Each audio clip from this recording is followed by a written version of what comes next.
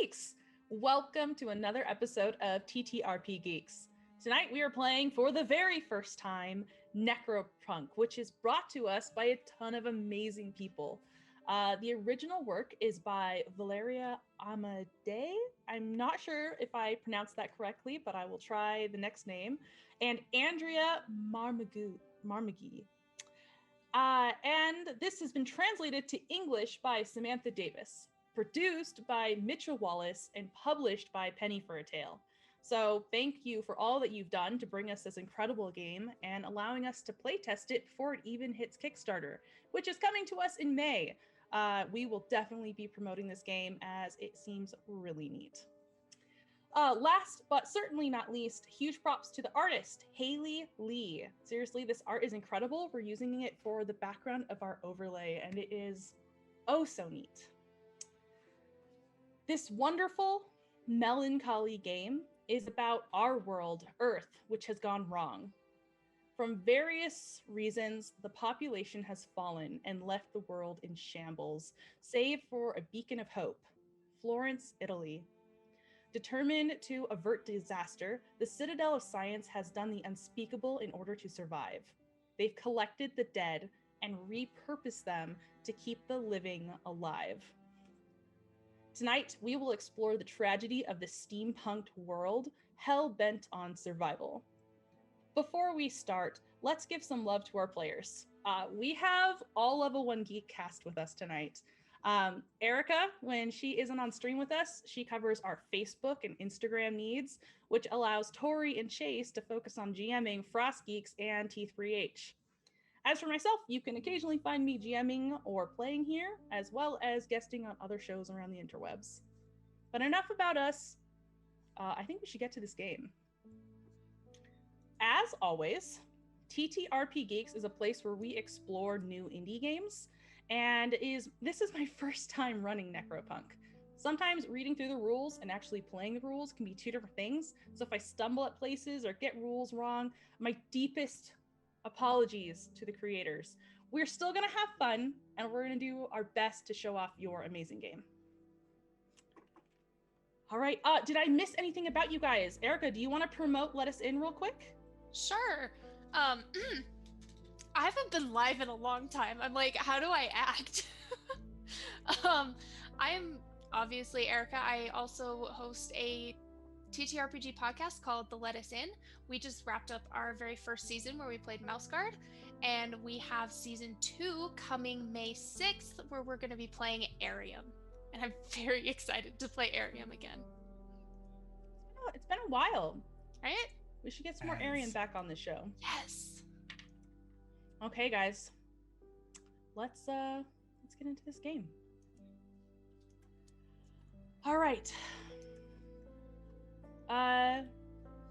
The sun is going down in Florence, Italy, where the three of you are. It's casting long shadows off the tall, ancient stone buildings. The streets are occasionally completely empty throughout this city. The population has decreased so dramatically.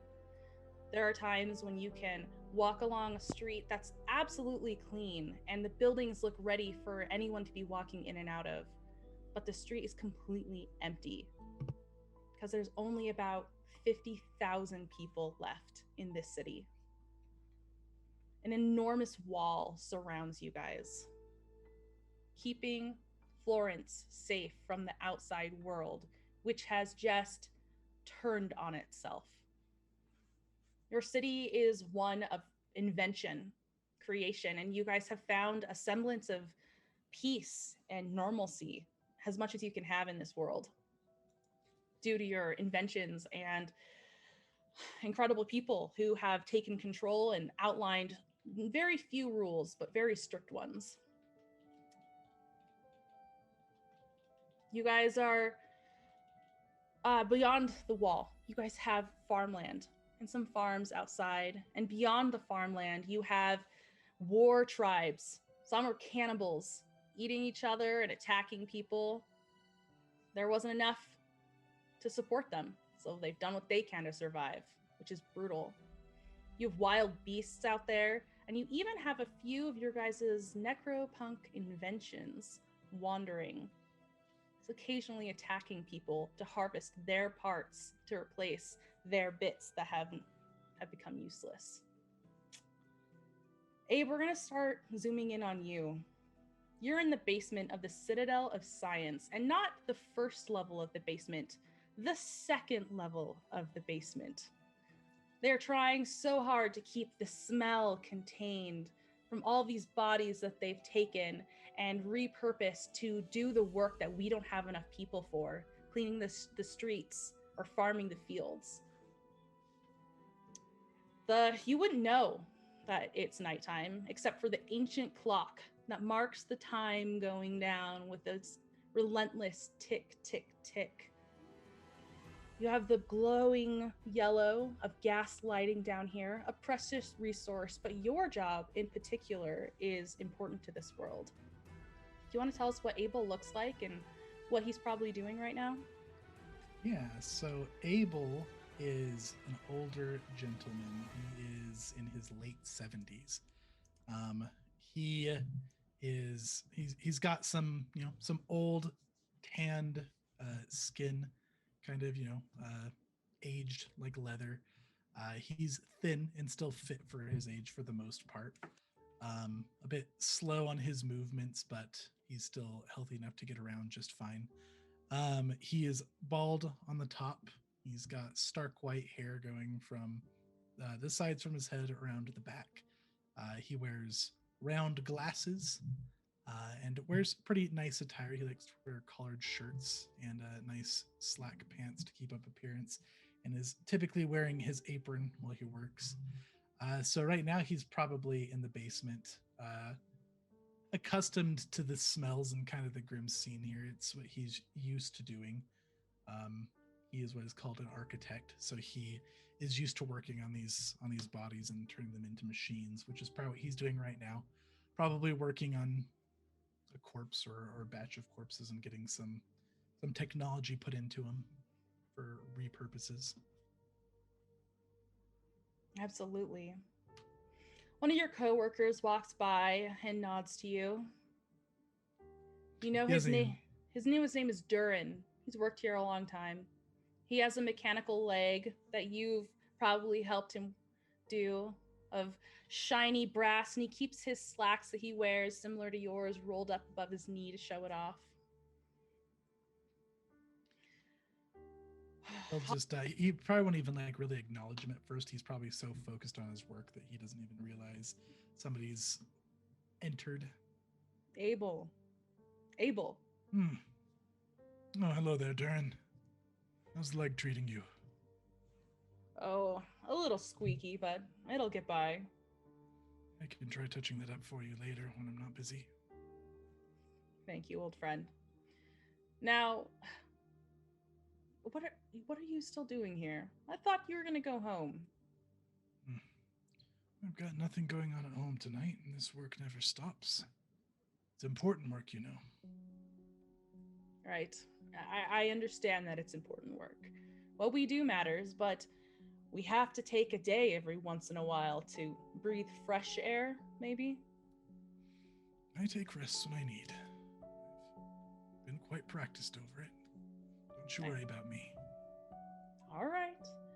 Well, I'm going to go get a drink. Are you sure I can't convince you to join me? Give me 10 more minutes. I'll finish up what I'm working on. Durin turns and gives an exaggerated look to the clock on the wall, and then back to you. Your 10 minutes or the rest of the world's 10 minutes? How old is Durin? Durin is, he's getting up there. He's probably in his 50s. Used to have that spunk when I was your age, too.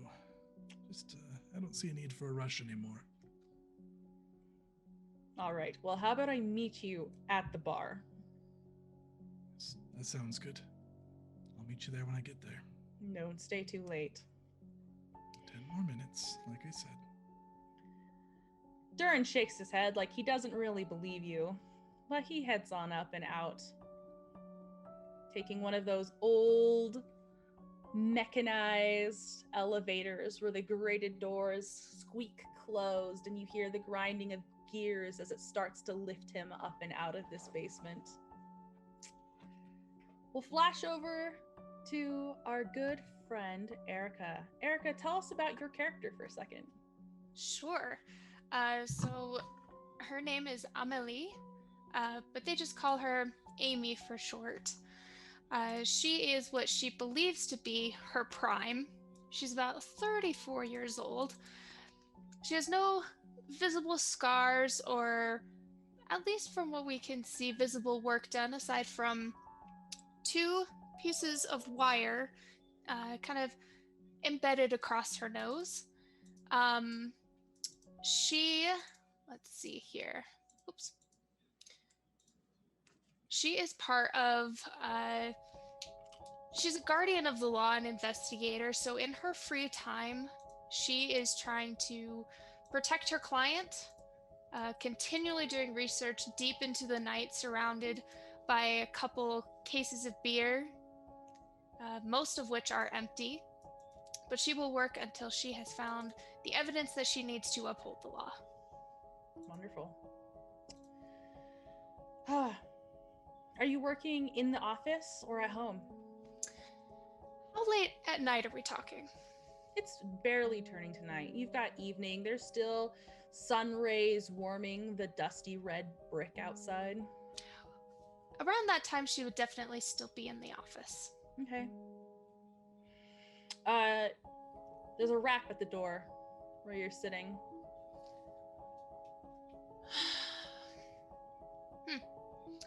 All right.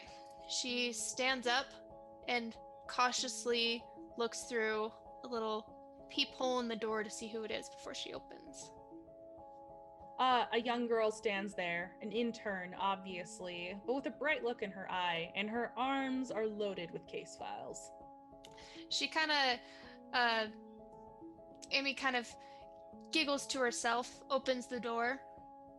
Do you have something for me? Yeah, I have a lot of things for you. And she unloads them into your arms. Oh, good heavens. Okay, so, I don't want to be the bearer of this bad news, but, Mateo, and you know Mateo to be your boss, has decided that you're taking too long with your case and is giving you these new ones, so... Oh. Unsurprising, to be completely honest. She takes them and puts them next to an even larger stack of case files that she is still working on. Thank you. That's very kind of you to bear news. Not as bad as I was expecting. She nods and then looks to the side and looks back up at you. Like she hasn't told you everything yet. I know that look, young lady. Cough it up. So I'm supposed to take the case files that you failed at and give them to Derek. That piece of shit. I mean, he's a hard worker. Mm-hmm. Yeah, a hard worker for sure. She's going to strategically pick up a couple of files, but not the one that she's currently working on. She folds it up and kind of slides it to the back. Okay, yeah. She's not looking when you turn around because Derek is also in your doorway now, lounging up against the jam and just smiling down flirtatiously at the intern. Oh, good heavens, I was just talking about pieces of shit, and here you are. You just hate what you can have, dollface. Sure, I guess. Hey, so where are those case files? Oh, they're right here. She picks up a decent handful and hands them to, whatever his name is. I've forgotten his name. He takes some and he flips through. I do seem to be missing a juicy one here. Where's... Oh, I left that one at home. I was working early this morning. Left it at home. I'll get it to you tomorrow. You better. First thing in the morning. Sure. I have a feeling you are pretty close to solving that one. Yeah. You know... We don't call you the janitor for nothing. Nobody calls me that. He like doesn't say that to you, but instead to like the little intern who's still waiting to be dismissed. He takes all the case files and hands them to her. Just go ahead and put those on my desk. So, any other tips that you have about these cases? No, I'm pretty thorough with my notes. Oh, all right. Just didn't want you to leave anything out. And with that, you hear an explosion. It's not by you. It's a little distant, but it shakes everything. And then an alarm begins to ring, a low wailing hum that goes across the whole city, letting them know something is going wrong. She immediately pushes past Daryl? I think I said Derek. Derek? She's going to call him Daryl. Daryl, move to the side as she pushes him into the doorway and runs out. Yeah, you run out and you look out one of the tall windows that is part of your huge building here. And you see in the distance, right along the wall, there's a plume of smoke rising. Well, this looks exciting. With that, we're going to flash back on over to Abel. Abel, there's a secondary explosion. And it is rocking your building that you're in. Yeah, he's gonna kind of brace himself a bit shook, and then he's gonna start, I guess, heading up immediately. So there's an explosion and there's alarms going off, but there's not like structured alarms in this town where I would know like what the alarm is for. You don't know exactly what it's for. It's just sounded whenever there's an emergency. Okay. Yeah, he's gonna look around for some coworkers and start heading up. You're the last one here. Everyone went home at a reasonable hour. All right. Well, in that case, he's going to start heading up. You head upwards, and you catch up actually to in the main room is Durin. He's still there, but he's got his hands up, and people are pouring inwards towards you. His hands are up, like in like a defensive posture? Like don't hurt me type of a thing. Are they armed, the people that are pouring They in? definitely look armed. Not necessarily with guns, but with clubs and stuff. Okay. And I don't recognize these type of people as like any group. They've notable. got big covers on their faces. He'll kind of put his arms up too. I'm sorry, can somebody explain to me what's happening? Just stand aside! And they rush past you and down the stairs towards the basement. Amalia, we're going to flash back over to you real quick. You've already geared up and you're racing towards this place. You know that you're coming up soon on the Citadel of Science, and you've got this huge carriage that you're in being pulled by 4 mechanized bulls. Their skins are all tan and they've got steam bursting out of their shoulders as their wheels churn quickly towards your new location. Flashback over to Abel here. He's gonna be trying to like slowly make his way to Durin. Perfect. Yeah, you can absolutely make your way to Durin. Keep your eyes down. We don't want to get any details that might want them to, attack.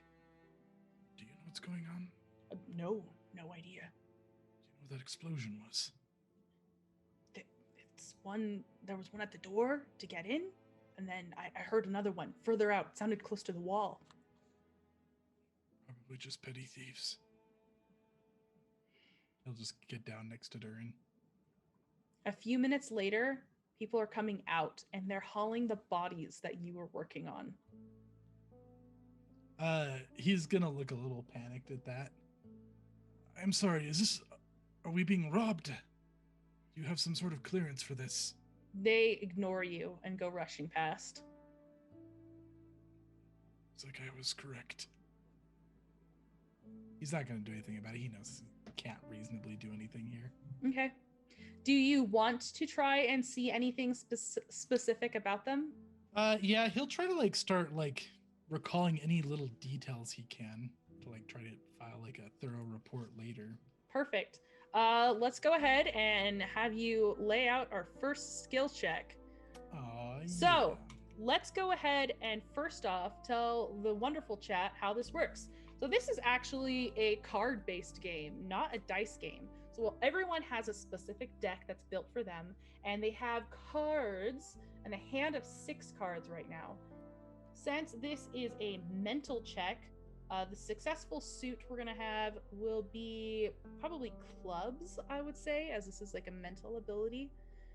And your consequence, I'm going to say that your consequence is that if they notice that you are trying to observe them, is that they're going to try and injure you to get you to stop. Okay. So this is Steam and a perception skill? Yep, Esteem is clubs, and yeah, it's a perception skill. Okay, and there's just one consequence. So I will go ahead and I'm just going to use a 3 of clubs for a success. Okay. Discard that. What you notice is that underneath like their jackets and their head coverings, more around their knees and their ankles, is that they have very old gear on. This isn't stuff that you would find normally here in Florence, where most people are taken care of, because everyone kind of takes care of each other. These are more ragged and worn down and have dirt on them instead of being pristine from the streets outside. Okay. So they're not like, they don't look like petty thugs. They look a little more wild and serious, torn up than that. More wild and torn up than that. Okay. Yeah. All right. Yeah, he's not going to say anything right now. He's just going to be kind of taking mental notes. Okay. We're going to go ahead and flash over for the very first time to Chauncey. Is that how you pronounce your name, Tori? Yeah. Okay, Chauncey, you were out creating your own little doodads and tinkering on stuff, and then boom, all of a sudden you heard this explosion. And it doesn't sound like people don't do explosions anymore. You might have never even seen an explosion this large. Tell us about what your character looks like and how they'd be reacting to something like this. So Chauncey is a wiry and short, and he's like balding on top, but still has the hair like around the sides. It's very wild. He's got definitely like a bit of a Doc Brown vibe going. He doesn't have white hair though, he has red hair. And he obviously has glasses, because that's a necessary part of this look. And Absolutely.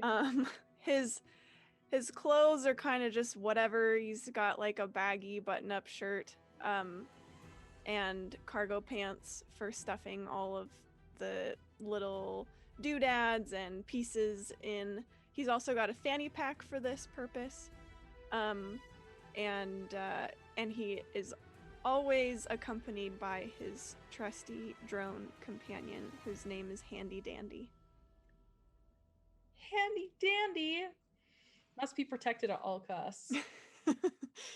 So I think this explosion happens, and Chauncey looks up from whatever he was tinkering with and says, "Handy Dandy, did you hear that? We have to go investigate."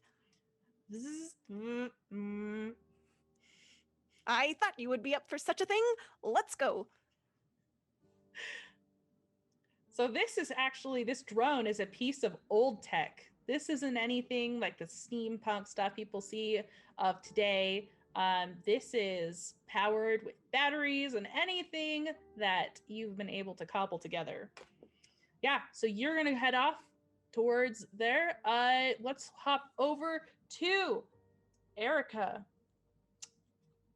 Amy is rolling up on the Citadel of Science, and you don't see anything right now except for some blown out doors. Excellent. So she'll walk towards the doors, and is Abel nearby? Or his companion? The question for Abel. Yeah, I mean, if this is around the same time frame, he's probably still there. Yep. This has been after the time that the people have left. Okay. Yeah, he's probably standing and talking with Durin at the moment. Oh, excuse me, sir.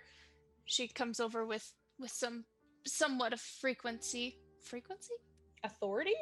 Yeah, that's probably what I was looking for. I'm like, frequency. It popped in on you. Anyways, with a bit of authority, she's a very, very tall woman with kind of similar hair to mine, short black hair. She's got kind of like the classic shoulder belt for guns. Mm-hmm. So she comes over. Excuse me, any ideas what may have happened here? I mean, I saw the explosion and came over right away. Did you see anything? Yes, I believe I caught most of it. Excellent. Are you with some sort of authority? Yes, I am. I'm here to help. Oh, some folks came breaking in here. Okay. Went down to the basement levels. Basement. Stole some corpses. Okay, corpses. Some in progress. Lots of expensive materials. Materials. If I was judging the situation correctly, they didn't appear to be any sort of organized group, more wild. Oh dear. No interest in talking. Just came in by force, took the bodies and left. All Some right. sort of explosion got them in. I take it that you were working in the basement? Yes, I was working past hours. I know that feeling very well. Durin, did you see anything else that might help this kind woman from the explosion? No. As I told you, I thought we should be looking down for our safety. Gathering information is important. I'm gonna have to stop me agree. of any sort of threat. It's true, but the living are more important than the dead, I would say. It depends on who you're asking, that's for sure. All right, let me see here. Were there any specific materials or items that are quite costly that they seem to have taken? Is there anything of note aside from just the bodies and the tech? They were being mechanized to do. You had one that was going to be a cleaning service. You had a couple field requests in to fulfill. Nothing's like in depth. Pretty normal requisitions. Yeah, he'll relay all that. Interesting. I can get you an inventory if it's relevant. That would be absolutely relevant. That would be fantastic. And she pulls out her card, and I'm not totally sure how this would work, but kind of who she works for is essentially kind of like she's kind of like a lawyer in a way, but also law enforcement. So she'll hand over the card for the law enforcement that she's a prosecutor. If you find any details or you happen to need me to cover you, please give me a call right away. I think I will. Thank you. Excellent. Do you wait here and I'll go get that inventory for you. Excellent. I will just be around here, kind of looking around if you need me. Okay. Abel moves pretty slow. It's not like absurdly slow, but he's not off in any kind of hurry. He'll head back down to go get a list and start writing up a list for her. Awesome. And she'll just kind of be looking around to see if she can detect what caused the explosion. Yeah, do you want to go ahead and give me a roll for that? Or I do. So check? I would like to do trace search. Okay. Yeah, let's do it. I would advise against rolling your cards. It's pretty bad for my ear. It's not good. You're gonna bend the corners. You're gonna get bent. It's no bueno. Okay. Cards go flying. So let's do this here. It's going to be gear, which is spades. What type of gear are you using, or is that just an ability that you have? So it's a skill. It's a gear skill. Okay. Right here. This skill allows you to locate traces and clues, obtaining information from an environment. Takes time. Once the play has been made, you can question the mechanic, which is me, who will provide you with sincere and complete information for each success. I love how it specifically says sincere and complete information. I know, right? That's great wording. Mm-hmm. Okay. Tell me Awesome. how many successes you have. Okay. Let's see. Let me make sure I do this correctly. My skill. Playing a single card from their hand. So if you're trained in it because it's yours, so you get to reveal 2 cards right now. If you have one of the same suit as your gear, which is a spade, that counts as success. And every multiple of 8 that you get is another success. Oh, should I have put all of my cards into one mini pile? Yeah, definitely Oops. shuffle them all into one Here, pile. let me do that real quick because you're I good. just had them all laying out. As I said before, this is our first time playing. I'm so sorry, but we're gonna. No, that's on we're me. just roaring through. Let me just do a quick another shuffle here. Gosh, I love the sound of shuffling cards. Okay, so I'm gonna pick 2 random ones. Well, you have a hand of 6 cards. That's true. 1, 2, 3, 4, 5, 6. Okay. Guess you didn't get any spades. Do you have multiples enough to make a multiple of 8? I do. Let's see, 3. These are all 3s and 4s. So I'm gonna have to use 2 4s. Bummer. Yeah. Okay. Whenever it's the same suit that's applicable, it's an automatic success as well. But she didn't get any spades, she said. Oh, that's sad. I did not. I got everything but. Okay. Discard your 2 4s and ask me a question and I shall answer. Let's see here. She would like to know the type of materials or whatnot for the detonation. What was used? Sure, absolutely. So this looks like old tech. You're going over there, and this is stuff that hasn't been produced here. You've read about it in books and whatnot just because of your own interest in weaponry. But this is like old C4 type stuff. Oh, classic C4. Most excellent. She'll kind of just keep sniffing around as she waits for Abe to come back. Or Abel, sorry. Okay, Abel, when you're down there, your boss actually stops you. Oh, are you all right, Abel?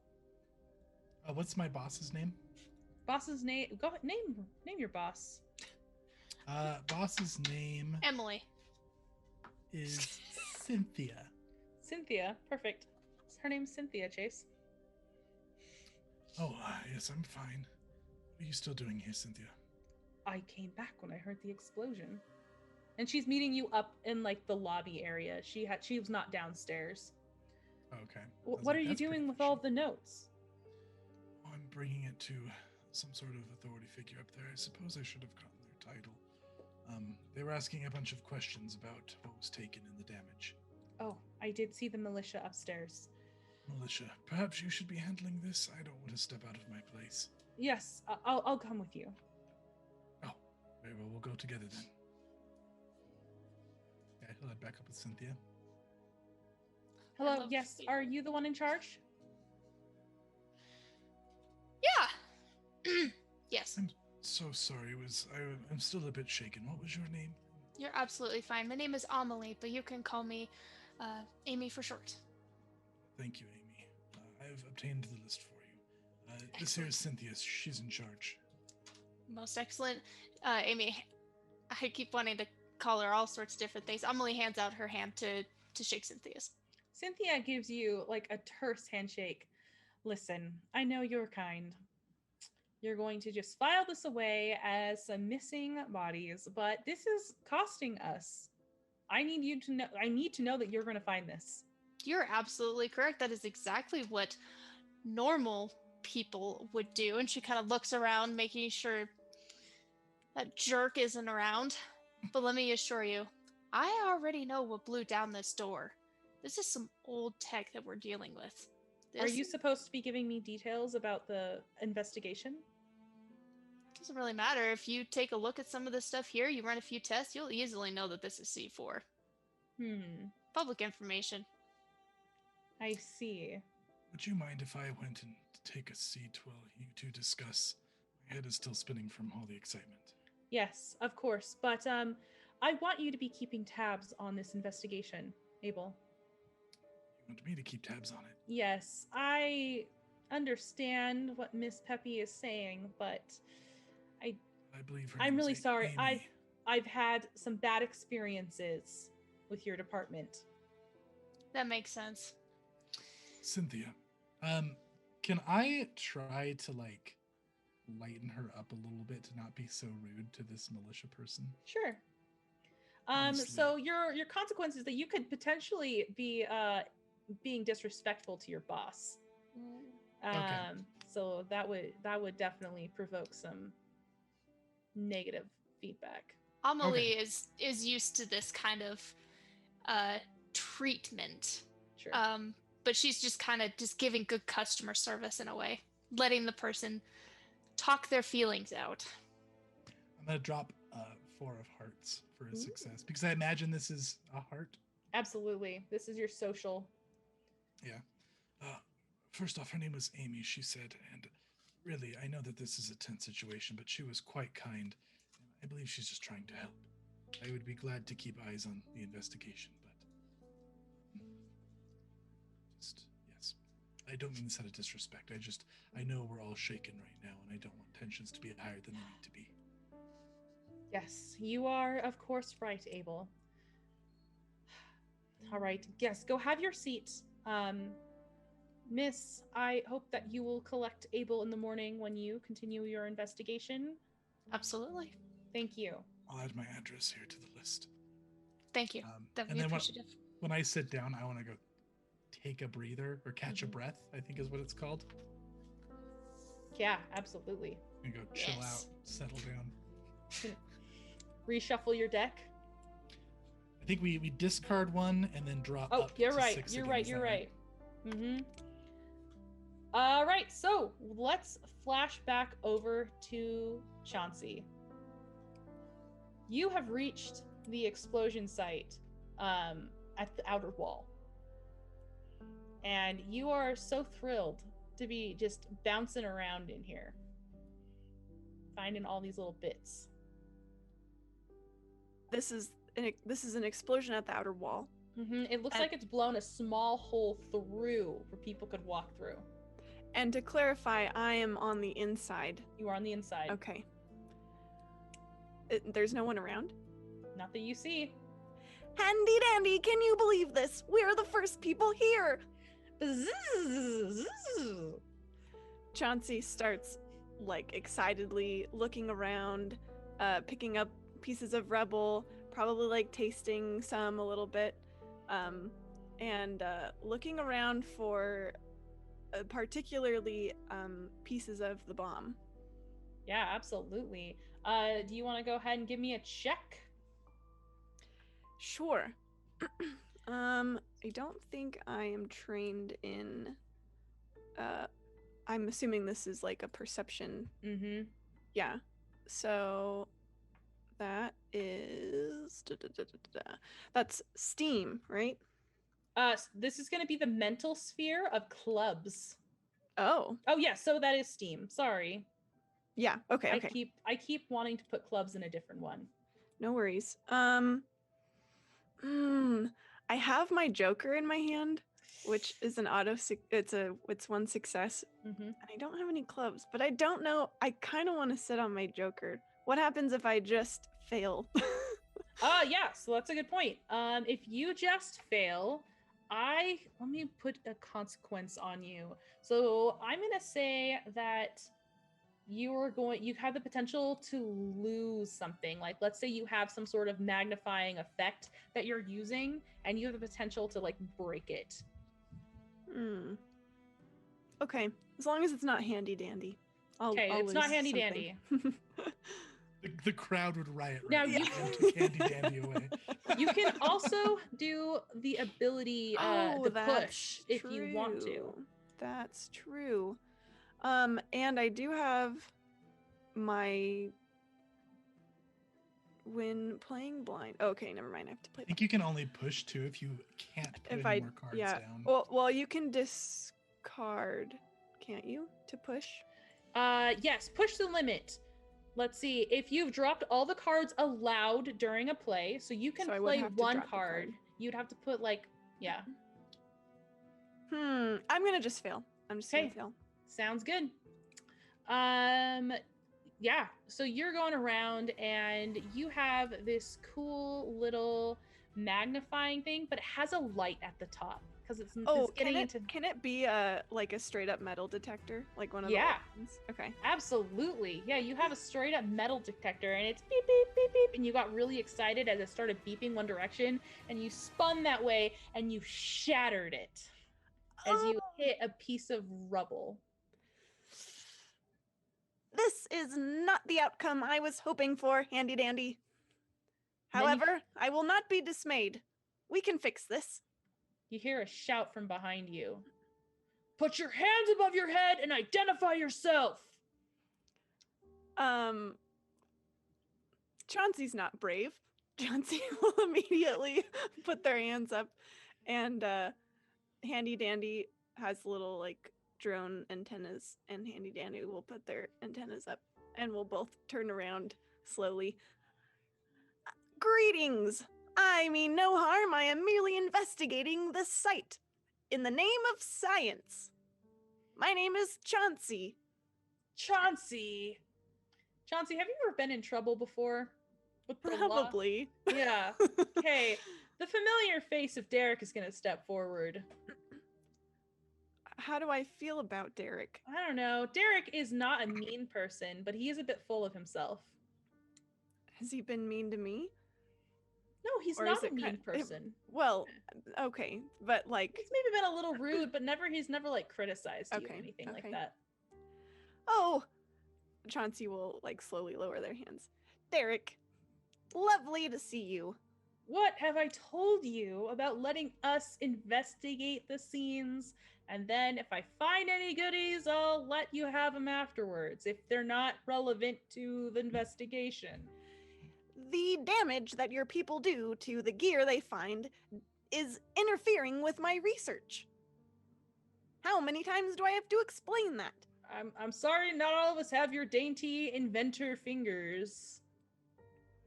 Unfortunately for you. Sounds unfortunately for you. I was causing no trouble here. In fact, what's that? And they point to the really obviously broken metal detector. I'll scoop it up in my arms. A precious child that needs mending now. He frowns at you.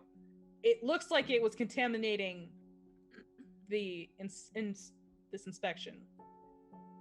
You have no evidence of such a thing, I think. I think you just... Alright, listen. And he steps forward. I've already given you, like, a lot of warnings. So, if... Amy's working, and you know how strict she is. But I will be so quiet. Am I nearby? You're not nearby. You went to the other explosion site. Dang it. Just 5 more minutes, please, Derek, and I will get out of your way. Why don't I tell Amy that you're, I don't know, advising on the case? Sure, I would be happy to do such honorable research. Okay, but you can't take any of the things.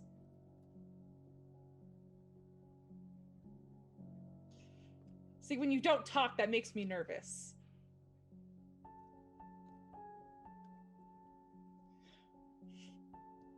Handy dandy. I'll glare at Handy Dandy. Yeah. Handy dandy just kind of sold you out, didn't they? Handy Dandy and I follow a personal code in the name of science. Okay, well, can your science allow us to finish an investigation first? Of course, I am now advising on this investigation, so Okay. I will do everything I can to assist you in this excellent research. Works for me. And they're gonna go and they're gonna get a volunteer badge and they're gonna pin it to your coat. Oh, I will be needing one for Handy Dandy as well. I don't think can Handy Dandy take a pin? Handy Dandy can do everything. Derek shrugs and gets Handy Dandy a badge as well. Okay, I'll take it and I'll fasten it to Handy Dandy. I'll put it around one of its little antennas. Perfect, like a bow. It's like a badge bow. Yeah. Okay. It is. Perfect. Derek disappears for a little bit and then comes back. All right, listen. So we're gonna go ahead and rope ball this off, and then you can come in the morning when the investigation starts. That way we can look at this all in the light of day. Yes, in the light, we will certainly find many fascinating things. Yeah, great.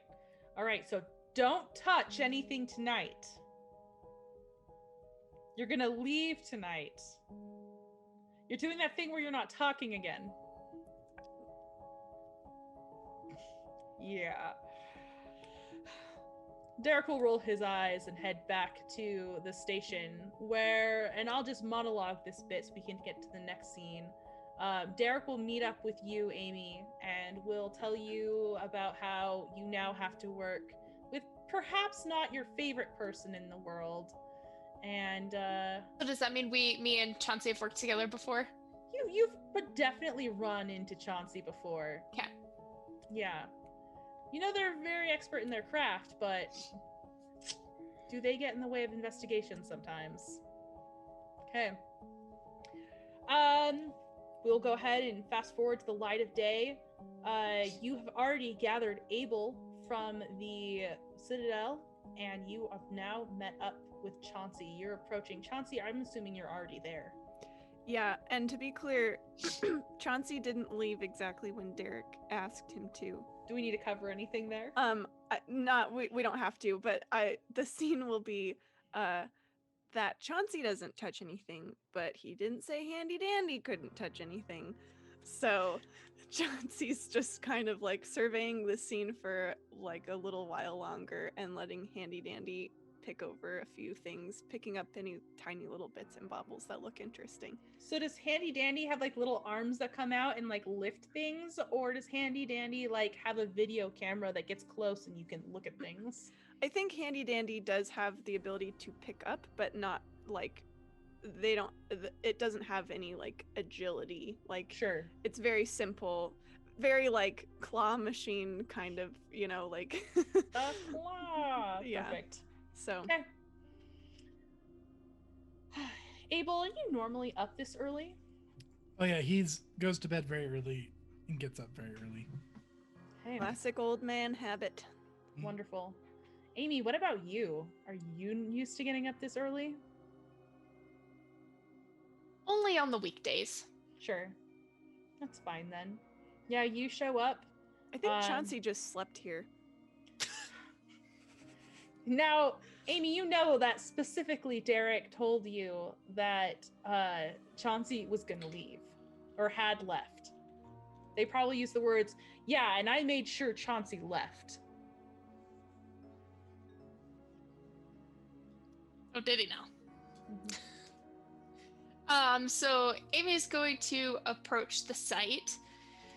Notice Chauncey is laying there. I would like to say that he's all cuddled up with Handy Dandy. I think, well, Chauncey, I think, is probably awake and ready to go and excited. And I think that Chauncey probably makes a habit of sleeping like where he is researching. I don't think Chauncey really has like a home base. I think he's kind of I think he's kind of a grifter, but like he just goes from like dump heap of interesting stuff to dump heap of interesting stuff.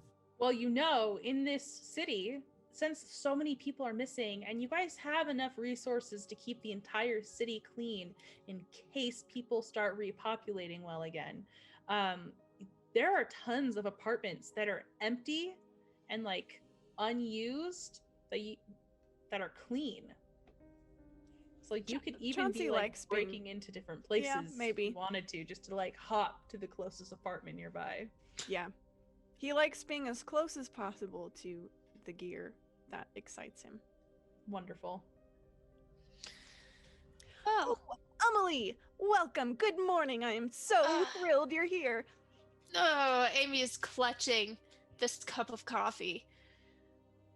Hi, it's my favorite collection of scraps. How are you this morning? I cannot wait to get started with the research. And who is this? I look at Abel. The name's Abel. Nice to meet you. I am Chauncey, and this is the wonderful Handy Dandy. And Handy Dandy has its little claw and goes. "Boop, boop, boop, boop." He's gonna straighten his glasses and kind of get up close and examine Handy Dandy. Oh, that's some very old tech. Worked with something like this in ages. The Nice older piece the of work. better. Speaking of old, Chauncey, I do have a question for you. Do you have any idea where somebody could get some C4? I know you specialize in older weaponry equipment and such. Do I know where someone could get some C4? Let's take a quick look at your character sheet. Remind me of the name of your class. I am the technosophist. Perfect. Okay. I have I have electronics and computer science, and I have Yeah. electronic assembly as my special skills. I'm gonna okay. Go ahead and do electronics and computer science. I'm gonna say that works, and that's gonna be from your gear skill, Okay. which is spades, because I'm gonna have these memorized by the time this stream is over. Okay, I will. What do I want to do? I'll just play my one spade in my hand. A 4 of spades to get a success. Okay. So I guess I should have presented you a consequence, but I don't. You're fine. So this one, you are going to know that there's definitely not a lot of this within the city. In fact, you could probably assemble a list of the 4 people who would have access to this stuff from the old days, because people don't really use it anymore. And yeah, there's not a lot of people in the city. People could potentially maybe get it outside the city. You haven't been outside the walls in a really, really long time. But that's about what you know about how to get it. I think Chauncey pulls out an old I guess this isn't very like technological, but no, he's got an old Palm Pilot. Oh dear. Where he keeps his notes and things. And he's like on it, so kind of like scrolling through. C4. Not much of that in the city. Only a few people. Collector of sorts. I am an inventor and a researcher and a scientist. And a pain in my butt. Just all of this old technology that you have. Seems like maybe you collect it. I utilize it because everyone around me is missing the beauty of it. It's such a Good to not be shame. wasteful. Indeed, I am part of the free Technosophical Society. Very interesting. Anyways, so C4 cannot generally be found within the city. That's correct. You pretty much have to go elsewhere outside the city to get it. I am not as familiar with those outside the city, but I would not call it a common substance here. I could agree on that. However, you must admit the results are quite effective. And Chauncey will point at the wall. It definitely blew the door open. That's for sure. Anyways, I'm going inside. And she starts walking right inside. Inside Through of the what? hole? Yep, the hole in the wall. Oh, so Okay. outside. Oh, yeah, technically outside. Okay. Yeah, you walk out there, and do you have a special gear ability to do like searchy or tracky business? There's really just that trace search we did earlier. Yeah, you could do that. Cool. I'm gonna say that you need 1 success with the consequence of isolation. Okay. Like I only the have search my... could take you too far away or something like that from the rest of the group.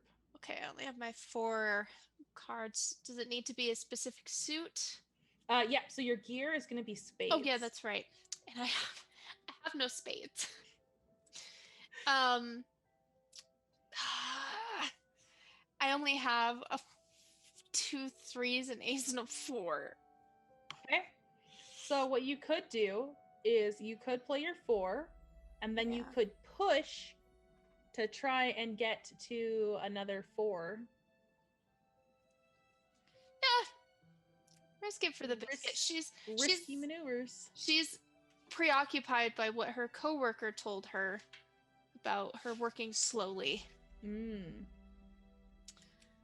Okay. And then I just take the top card. Yep. 6 of clubs. Nice. Yep, so that's a success. It's gracious. So now you can spend your success token that you have there on any of these few things. So you can either cancel my effect that I was going to have on you, or you can succeed and find things. Yeah, we'll succeed and find things. Let's spend it.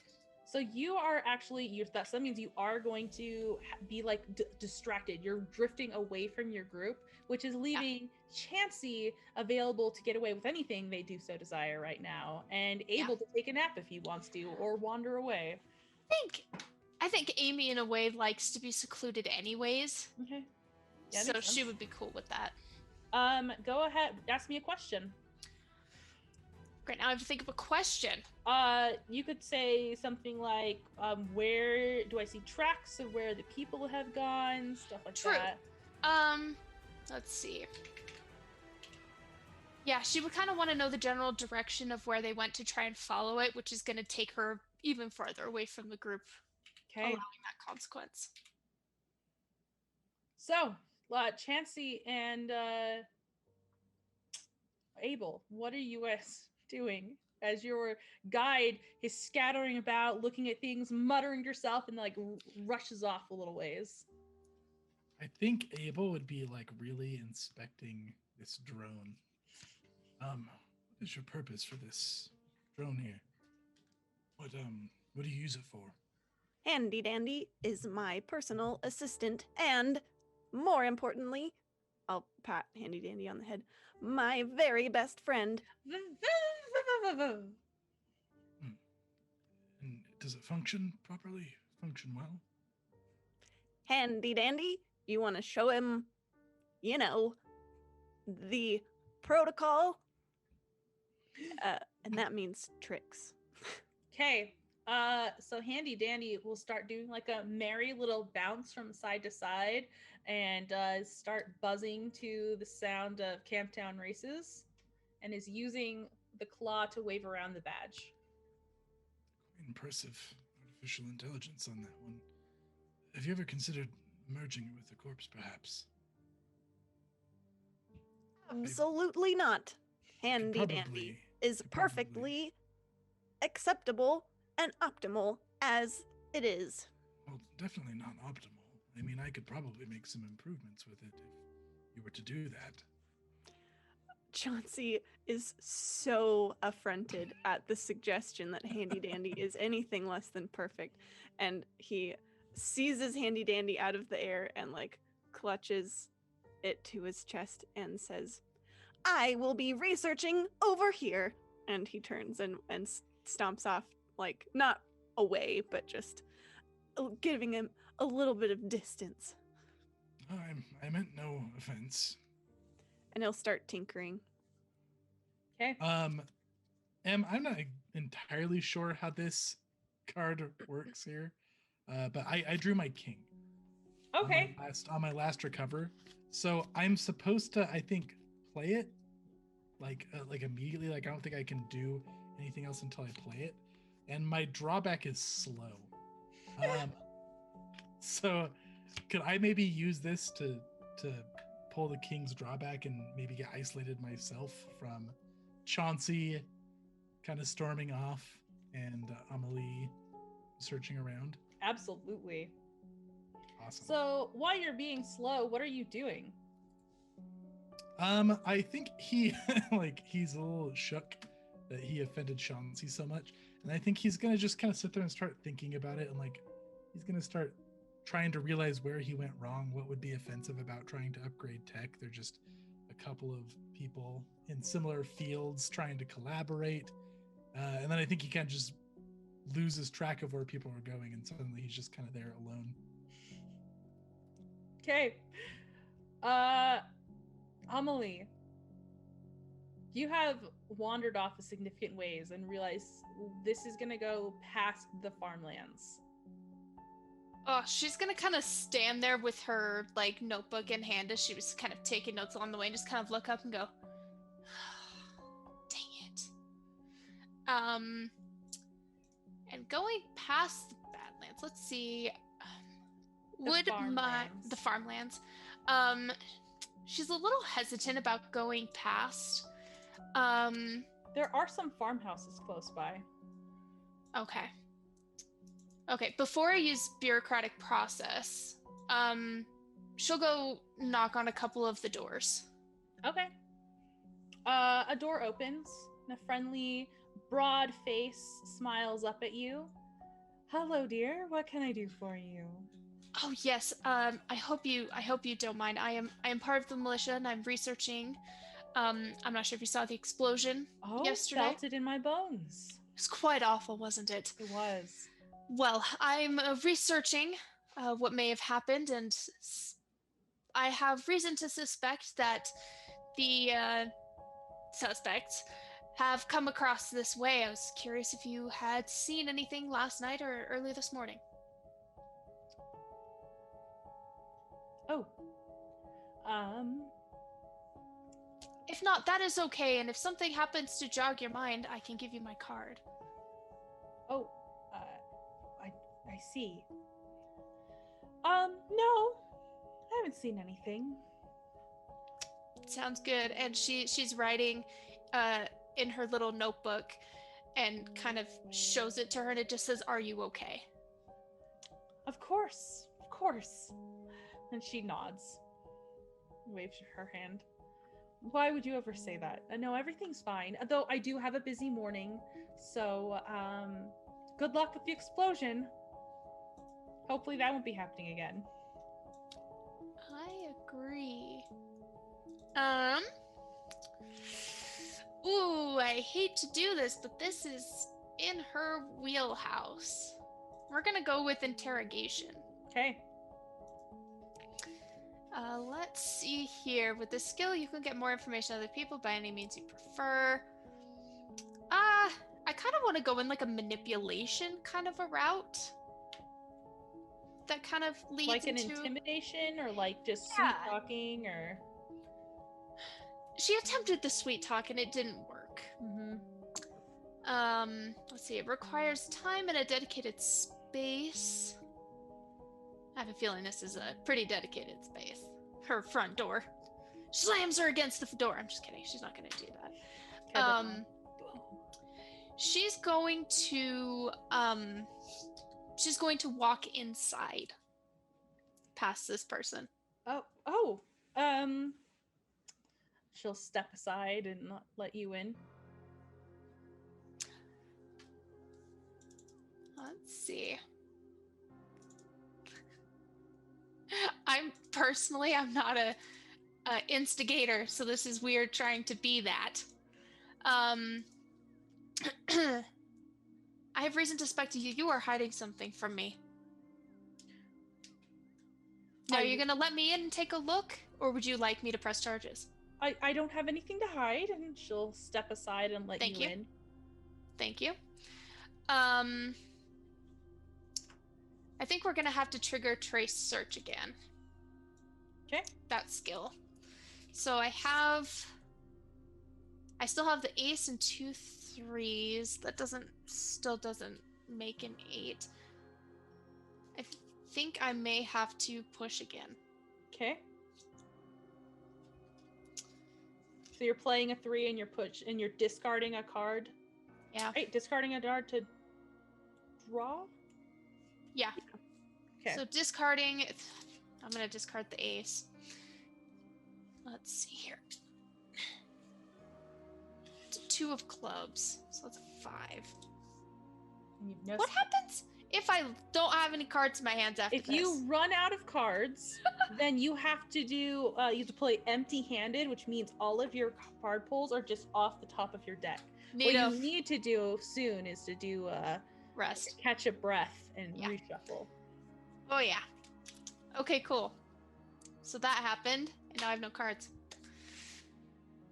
Was that I don't think that was considered success because it was only 5. Or it was a 2 of clubs and a 3. Yeah, no. A 2 of clubs and a 3? Is that what you said? Yeah. Nope, that's a fail. So, I didn't set a consequence for you. You can still if you would like. Okay. No, it's okay. So you have alarmed these people. Mm-hmm. A man rolls out of bed and glares at you. What are you doing?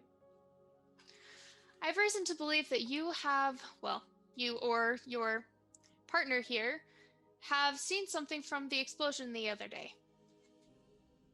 You mean last night? Yep. Well, did you find anything to support this? Yes, I found tracks leading this way. But into our home? Nearby your home. That doesn't mean anything. That doesn't tie anything to us. We heard an explosion and we hid. I would kindly ask you to see the door. And she's gonna make it look like something very, very serious that she is writing down. You're gonna hear from some people in the next few days as she walks out. Chauncey, what have you been doing this whole time? Tinkering. Just tinkering back at the wall? Yeah, I want to try to use electronic assembly and give Handy Dandy an upgrade of sorts. Okay. That makes Chauncey insecure. Well, I have this anyway, and I think Chauncey does think this would be helpful, and it seems like Handy Dandy is the logical one to get it. So, so this does represent an hour of work, is what it says, but you can, I guess, interpret that however you. I'm gonna say that, yeah. Good so old Amelie. Should I tell you what I want to do maybe first? Please and thank you. So now that Chauncey knows that Amelie suspects this is C4, he knows that that's not a very common substance, he wants to take basically like a soil sample or like a sample of it and almost like a scent dog, but like give it to Handy Dandy, and I can give something enhanced vision. Okay. And basically like I want Handy Dandy to now like be able to detect that substance. Okay, sounds good. I'm gonna say that the consequence for this could be loss. Okay. Don't break Handy Dandy. Yeah, okay. This is definitely gonna be it's gonna be a little difficult. I can use if I use a success as a success, then I don't face the consequence, right? Is that, or do I have to have a success and then have a success to cancel out the consequence, or is that just for reactions? I think that's a good question. Chase, do you know? So if you're trying to do something, then I believe that you always have to succeed first, and then additional consequences are taken care of with extra successes. I think reactions are always just taking care of a consequence per success, if I understand. Okay, but they're doing theirs as an action, not a reaction. Which means they have to succeed first, and then they can cancel any consequences. Okay. So you could succeed and still face the consequence? Right. If the machinist thinks that is good. I'll say you'll lose something. It might not be handy dandy. Okay. Well, I've got my Joker, so I'll play that. And I will. What is that? Okay. I'll use my 4, and then I'll push myself.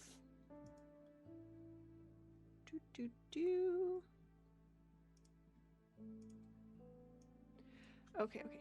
Push myself. Oh, and it was a 4. Sweet.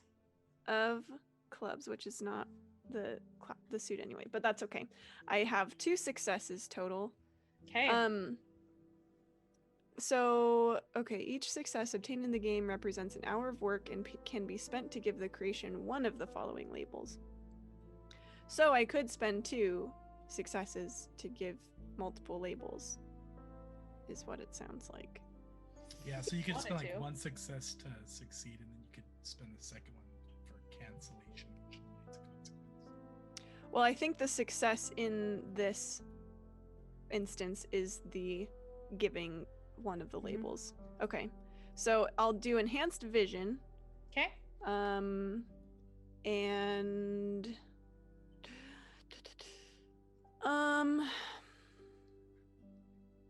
I will do distanced communication. Okay. So you're gonna take the loss. Yeah. Okay. Sounds good. With this, you have maxed out all of Handy Dandy's memory, so you can't install anything else on him until you clear stuff out. Okay, that makes sense. Yeah. Now, but I have a little. You might have even had to Mike. delete something in order to make this all fit. What did you delete? Memories of a dog. No, Or like the tricks or something. I deleted. I had to clear my workshop playlist. The tunes. Oh no. Okay. Yeah, you've got that all worked out. And now Handy Dandy's scanning around. Yeah, trying to pick up a trail, I guess. And then I have the distanced communication so that I will not lose Handy Dandy in case we get separated. How far off does your scan go? I'd say the like vision scan. Yeah. I'd say it's probably fairly close. I don't Okay. think it's like citywide. I think it's kind of. Man, I'm trying to think of a movie that like. I don't know, you know, those like sentry bots that like come down the hallway and they scan for life and then they move on kind of thing. That type. Oh, it's like Wall-E. It's like Eva. Like how she's scanning for the plant. Yep. So like a few meters. Perfect. Okay, yeah, you're scanning around. You find kind of like the bubble of how far the C4 is gone, but there's not like it's not like, what's the word I'm looking for? Hansel and Gretel, where they leave a bread trail. There's no crumbs for you to follow in any particular direction. Okay. But you find like the whole like circle of the explosion. I'll come back excitedly to Abel. Or I guess, do I know where Abel is? Did Abel wander off? No, stayed in the exact same place. Oh, okay. So I'll come back over to Abel. Offense completely forgotten. Chauncey is too scatterbrained to remember like personal interaction. And I'll say, I was just Abel, about to come apologize. I have made an exciting breakthrough. Oh. Behold, science in action. And you see Handy Dandy scanning around for C4 samples. Oh, that's quite impressive. Good work. Thank you. Did you see where Amelie went? I didn't. I've lost track of everyone. I didn't even know where you went off to. I went into my workshop, also known as my brain. I like that. Let's go find her, Yes, you lead the way. Actually, it will be Handy Dandy who leads the way. Very well, Handy Dandy. And I'll start sending Handy Dandy out a little ways, like within sight still, but just continuing to scan. Hopefully, since Amy walked through the bombing site and then walked off, maybe she's leaving some trail behind on her. We'll go ahead and say that. Yeah, you're heading over there. Amelie, you walked for a long time and then you interrogated these people. Tempted. You have a little bit of time before these people catch up with you. Is there anything else you want to do, or would you wait for them to catch up? She's not even thinking about these other two at the moment. Her mind is extremely preoccupied by her coworker this morning telling her that she doesn't work fast enough and she's not efficient, and so she's sitting in part of the field on the other side of their house, resting, trying to come to her senses and be the investigator and the best person that she knows she is. Okay. Yeah, sounds good. So we're gonna say that you guys all reunite. You're able to find each other. You guys are in the fields. There's tall corn surrounding you, wheat off to the left, and there are bots walking around. Tan skin, gears clicking as they weed and hoe and check fruit for ripeness. Find anything important, Amy? Just that the and she then stands up a little bit taller, only that the footsteps went this direction. I believe they went through the fields, but seeing as the others are now working, it may be more difficult to find exactly where they went. I must say, I'm not entirely certain what Cynthia wants from me on this tag-along. Is there anything I can do to help?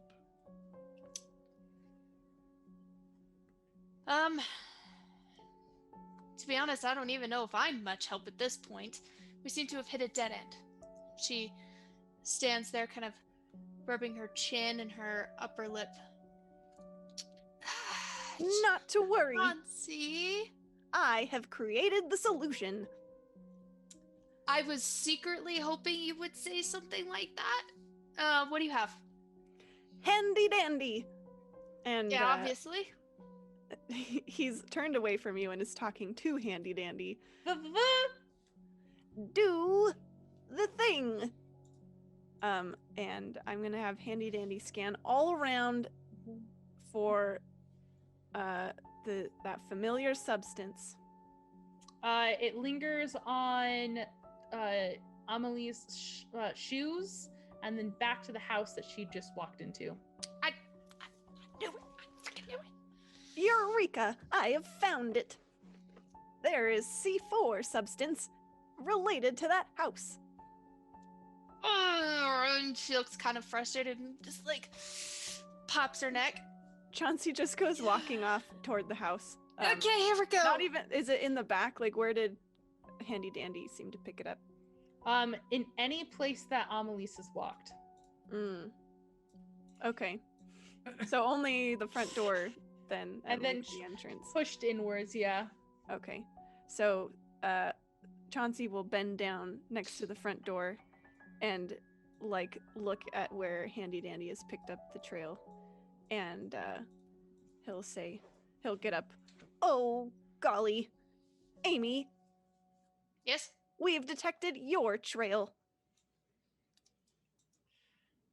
Does it seems this hypothesis is a dead end. I'm not sure. Let's look a little farther towards the house. And he'll have Handy Dandy go and scan all around the house. She's gonna... I have a feeling that it's all inside the house. She's gonna... She's gonna knock on the door again. This time, the woman answers, but she only leaves the door open a crack, and she's glowering at you. It's me again. I am aware, dear. Oh, good. Just want to make sure you didn't forget my pretty face. Anyways, and she gestures You and towards... Derek are exactly the same. Was Derek by here? We've spoken to him before. Hmm. We had a bot go wild once. And I'm sure he took it out back and shot it. Anyways, and she leans over and kind of, like, in a presenting way. This is my friend's assistant. And we have detected C4 traces by your home. Would you like to explain? Or would you like me to forcibly search? Whoa, hey. I already said you can come in, but you Excellent. don't have anything on us. Yet. But the C4 traces are coming from your home, and that is what was used to blow the buildings. Are you sure you didn't track it in here? That is Obviously. a distinct possibility. Everything's a possibility, Thank so you. why don't we eliminate the hypotheses? All right, go ahead. Excellent. All right, handy dandy. Handy Dandy does not listen to you. Chauncey, will you send handy dandy in, please? Indeed. And he'll just like burst through the door past the people. Not like like he's not shouldering, he's just is completely socially inept. So he just goes in and Handy Dandy follows and starts scanning around. Can Abel go talk to the woman? Yes, absolutely. Abel's the only Abel- the only real Yeah. Amy's adept just one. standing there. I'm so sorry for the intrusion. This is for a very important investigation. My name's Abel. I'll hold out a hand to shake her hand. She'll shake your hand. Of course it's an important investigation. No one wants explosions outside their house. Yes, I had some very precious materials stolen from my place of work. I don't suppose that you saw anything. Oh.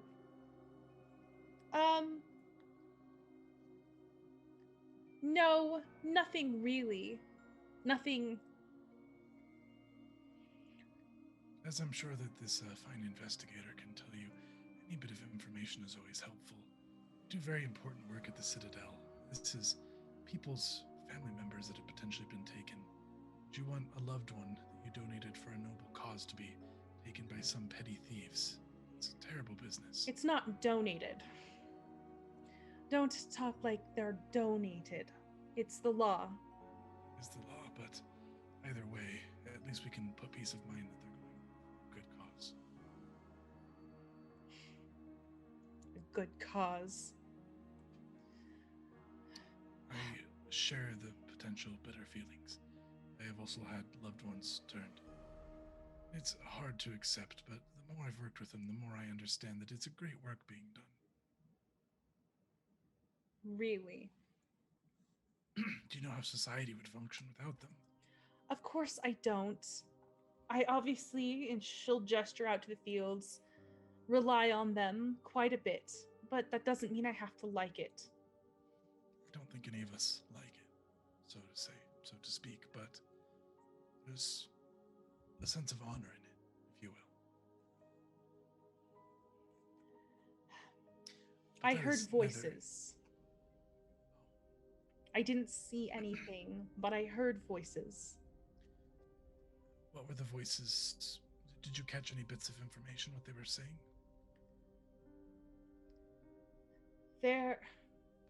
No, but they didn't have the wild speak, you know.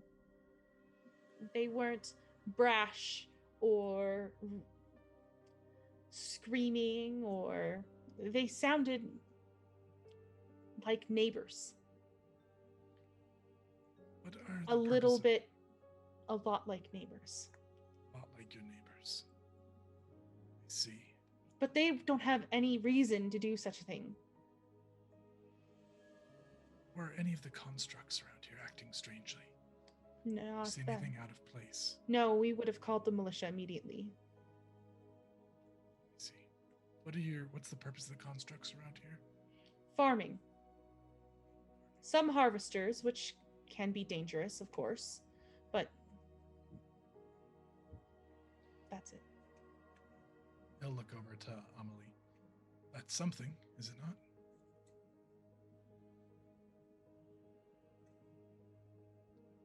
Does she say anything? Sorry, my internet froze for a second. Oh no! Oh, you're good. I was trying to get it back. Sorry, go ahead and say that again.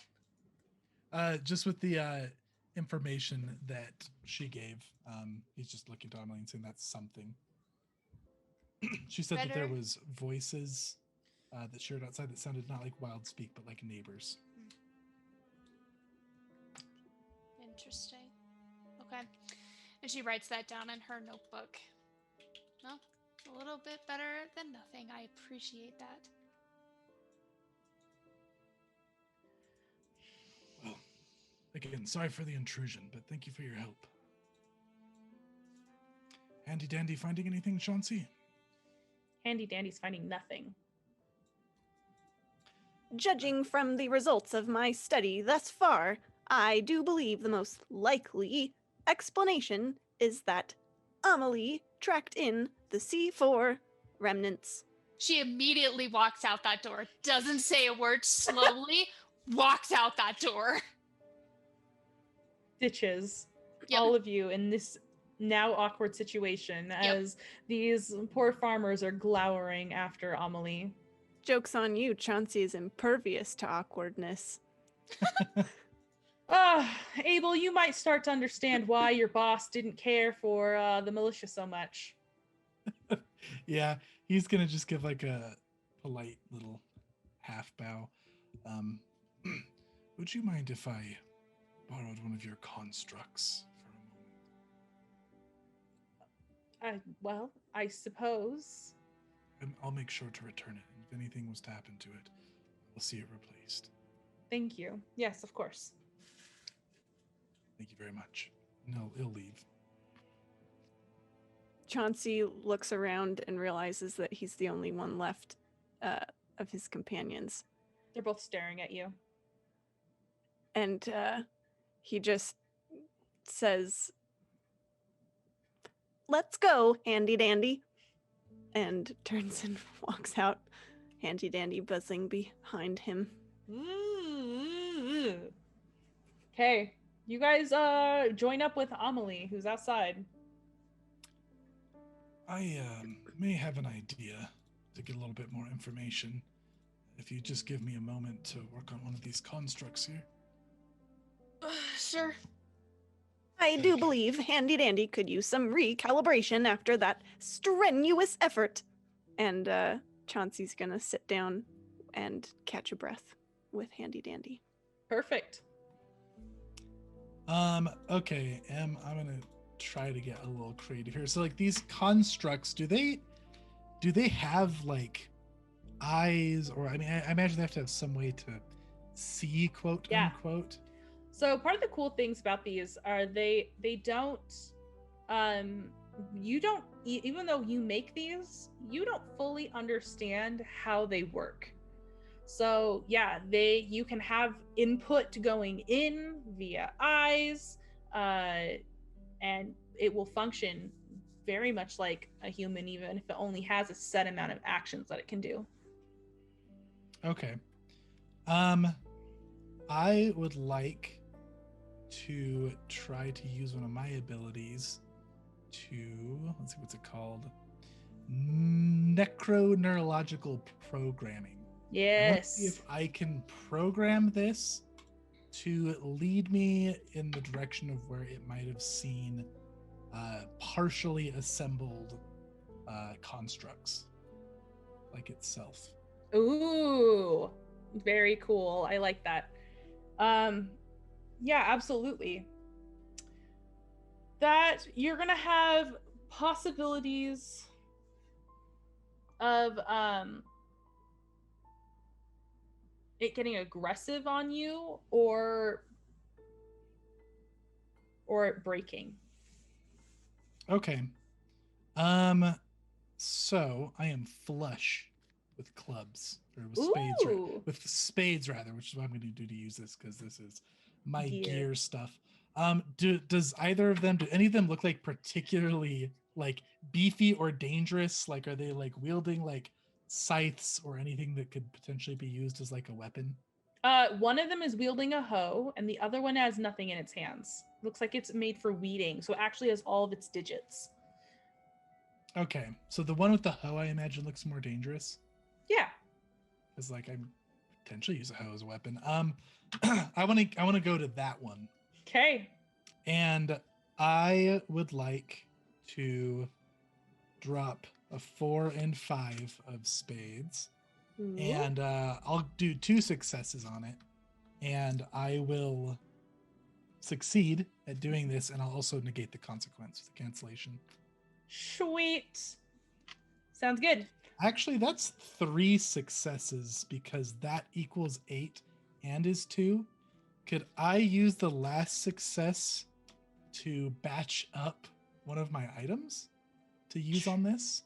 Sure. If you have an item to use on that. Yeah, so I also have an ability called Emergency Neo Pharmacology, and I can make items. Could I make a sensory diverter to try to also like add an improvement to this to heighten its senses and make it a little bit better at this? That would be 2 successes. Oh, it is 2. You're right. Okay. I'll just do it in an energizing tonic instead. Okay. And like have it be a little quicker, maybe. All right. Yeah. So you want to dictate how this looks?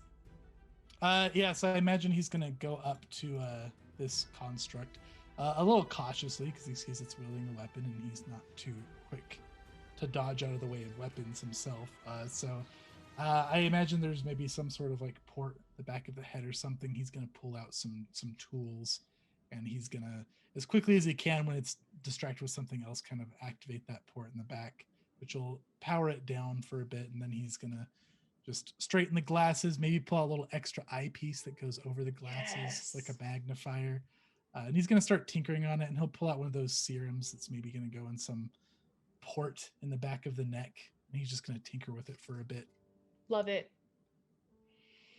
So while all of a sudden Abel just walks out of the house, goes over and starts tinkering, what are you guys doing? Chauncey's catching a breath, so he's also tinkering, but less significantly. He's muttering to himself and fidgeting with a few things on handy dandy. What about you, Amelise?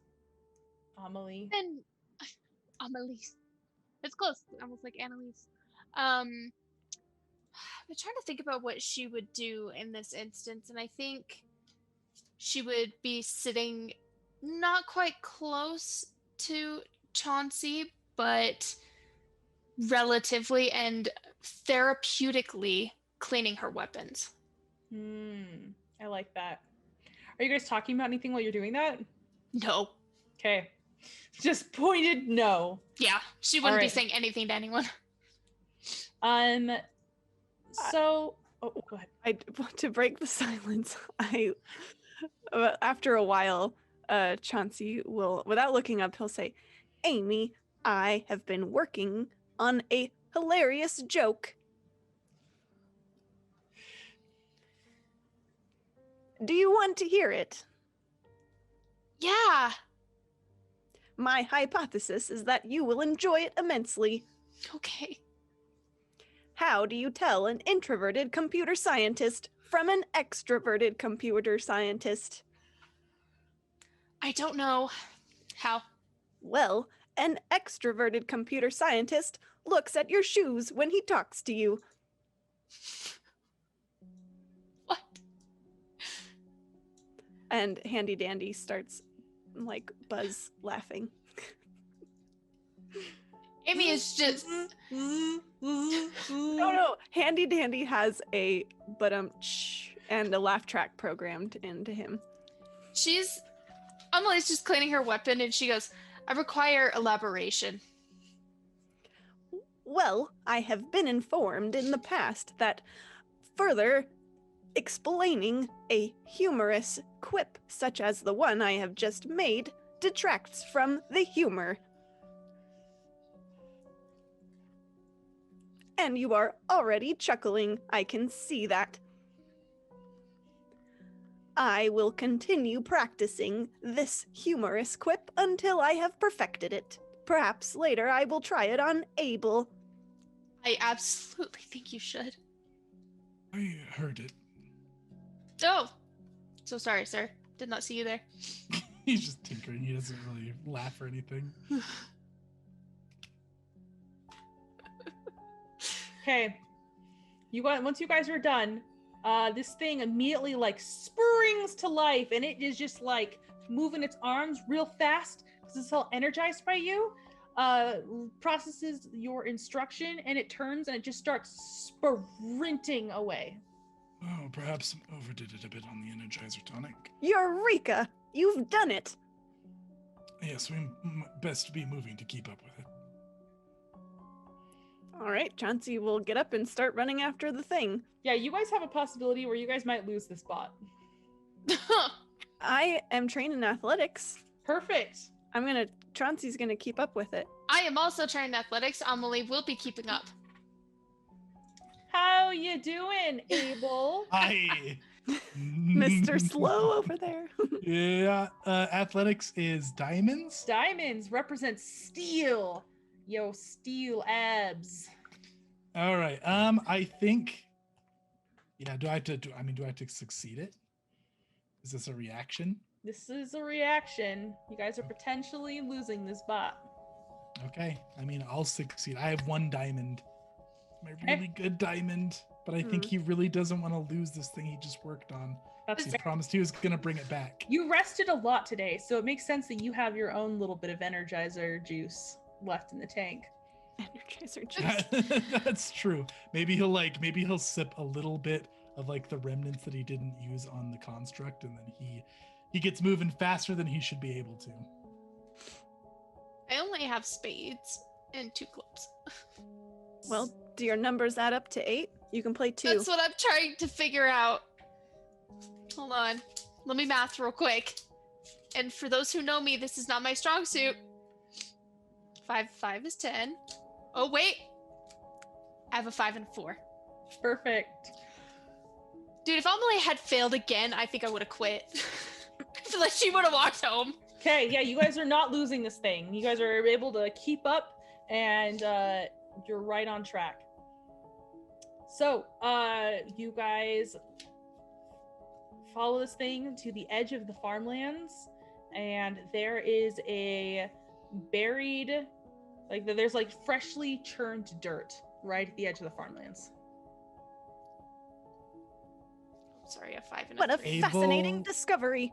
Abel is sweating so much because he was not meant to move that fast. Just for personal clarification, I said 5 and 4 makes 8, and I would just like to clarify that I'm wrong. Well, I just meant that was enough. 5 and 3 makes 8, and I'm gonna use that instead. Okay. And then I'm gonna go cry in a corner. You're fine. So there's dirt, you said? Yep. Like fresh, dug up dirt? Mm-hmm. And the construct is standing by it? Yep. Okay. Does it resemble a grave? Yeah. Maybe. It looks like could it's be maybe it. bigger than a grave. Chauncey, would you mind perhaps digging that up? While I take Yes. a sit. Chauncey? Chauncey, do you want to dig this up? Amelie will volunteer in Not really. Chauncey's state. Chauncey hesitates. I think he doesn't want to get his hands dirty because he doesn't want to risk getting I cannot risk getting particules inside the mainframe of poor handy dandy here. It's okay. You're more of an intellectual. I will handle the physical work. Okay. And she starts digging. Is there somewhere to sit? No. There's not. It's just Okay. the grass and the fields and the scary, scary trees rising up behind you. Okay, you are able to, I'm going to fast track you through digging all this, and you're pulling out, indeed, the stolen bodies, but they're missing one. Abel, come here quick. Oh, Do these yes. look like your missing corpses? He'll, Constructs. he'll start looking through them and counting and taking mental inventory. Yes, I believe it is, but there's one missing. Which one is missing? Do I know if it was like a specific one? It is do you keep track of? I imagine he does. He puts a lot of care into his work, so I think he probably, if it was a recent one he was working on, yeah. It was a pretty recent one that came in. It's for the farm fields. But do you just know what they're for? What sort of information do you want to know? Yeah, I think he would probably just know what it's for. Okay. You have no history on this particular corpse, who it might have been before it came to you? Nothing? I try to hints? keep the personal side of this separate. It's a That- bit grim to think of them as a past person. That- It's something I've had to move past in this line of work. That does make sense, but it's unfortunate for this particular circumstance that we find ourselves. And Handy Dandy scan these bodies Sure. for any traces. What sort of traces are you looking for? Well, mostly just if like any C4 got on them. Perhaps the people who stole these bodies maybe also handled C4 and left some trace. Nope. None. I have a question. If I wanted to use my skill bureaucratic process, would I need to have like gone to my offices and done things? Nope. That assumes that you've done it. Okay, I because believe. So my- it allows you to request reinforcements or additional equipment. By having enough time to fill the forms, you can get support for the investigation regardless of the wishes of the mechanic. Because my thought was trying to get any sort of paperwork or, getting behind the red tape and such to try and figure out any information of who this conduit was before. Sure. Yeah, you want to like check records, like death records and stuff Mhm. like that. So, do you want to fast travel us back to town then? Is there anything else you want to do out here before we do that? Or you could say that maybe you filled out these forms yesterday, just find out who they are, and you know that you have to get back to town in order to receive the information of who they are. That's true. I do like that because I'm sure there's other things that the group may want to do. So Amelie's gonna turn to the others and tell them, I have some paperwork back in my office that should be there by now of the information for all of these conduits. As soon as we are done here, we can go back, receive the information, and continue next steps as to who this may have been and why they were taken specifically. Well, that's good business. At least we found majority of the product, though. This is a big win. Indeed, it is always important to regroup and come back to reflect on the information you have gathered. Couldn't agree more. I guess then let's head back. Would you two mind carrying these? The bodies? At least a couple. Bring them back. There's We could 3. perhaps How many get are some there? work done tonight. There's 3. See, how strong am I? You could also reprogram your construct. That's That's true. true. I could do that. Because if you do that, Amelie could at least carry 1. I don't think she could carry 2. Now, we can spend like any suit to try to succeed for the 8, right? The Mhm. matching suit is just an automatic success. Mm-hmm. Oh boy. Okay. Nah, I guess we'll just reprogram him. I'm gonna spend a 6 of spades and then a 3 of hearts to make it 2 successes. Perfect. The risk was that it was going to attack you, so that means you do a cancellation and a success. Yeah. Okay. What are you programming this to do? To carry one of these constructs back. Okay. It can carry a couple. It's pretty beefy looking. Okay. So this is a broad-shouldered construct, very burly limbs. You could hear the clicks and whirs of gears and machinery within it. Its eyes have obviously been removed because we want to try and preserve like some, what's the word I'm looking for, where it's like anonymous and Anonymity. Thank you. That's a word that I know, but I can't say. I was thinking animosity and I knew it was wrong. Yeah. So, it's like, because you don't want to see your grandma walking down the street sweeping, right? They try to remove some of those familiar things so you don't recognize them. And it picks up the bodies and it's going to follow right after you. And I guess specifically, I'll program it to be like a hauler right now. So follow me and carry things is like its general programming I'm putting it towards. Perfect. Yeah, it'll carry these bodies back. I'll fast travel us back to town. You guys walk for a long ways, but you do make it safely back within the walls. Are Chauncey and Abel going with Amy back to the militia? If Amy allows him to, Chauncey will follow. Chauncey wants to know next steps so he can create the right gear.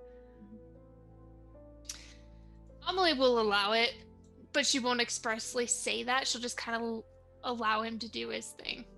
I'm going to go head back to my place of work and see if Cynthia requests anything further of me. I don't know if she just wanted to assure our product got returned.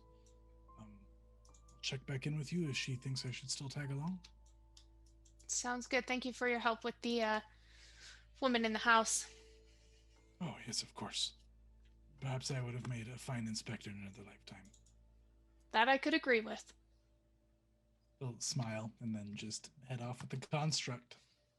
Abel, we'll follow you for a minute. You get back to the Citadel and you walk in the tall doors and down the skittery, rattly elevator to your second basement floor where the pungent smells of bodies being converted into constructs just is heavy in the air.